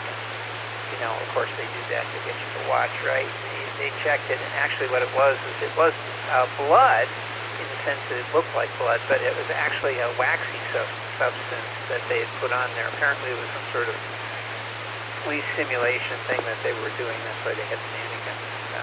But it kind of freaked them out when they did that. And as soon as I'd seen this scene last night when I watched the movie, it reminded me of that scene almost immediately. Just as an aside. Overall, yeah, I thought the film was executed quite well. Special effects looked fine. Darkness, my old friend, has come back in this movie again. So, not a huge fan of that either, but what can you do today? Now you can do the special effects in high res because the computers are so much better, and you can have a better picture if you want it because it can hold up. But still, I think ever since Blade Runner, they've gone with this darker look to films, particularly sci-fi stuff. That's just the way it is. I'm going to leave it at that. Chicano's score was serviceable. I liked it, but my favorite part of the whole darn thing was the kids movie at the end. That was fun.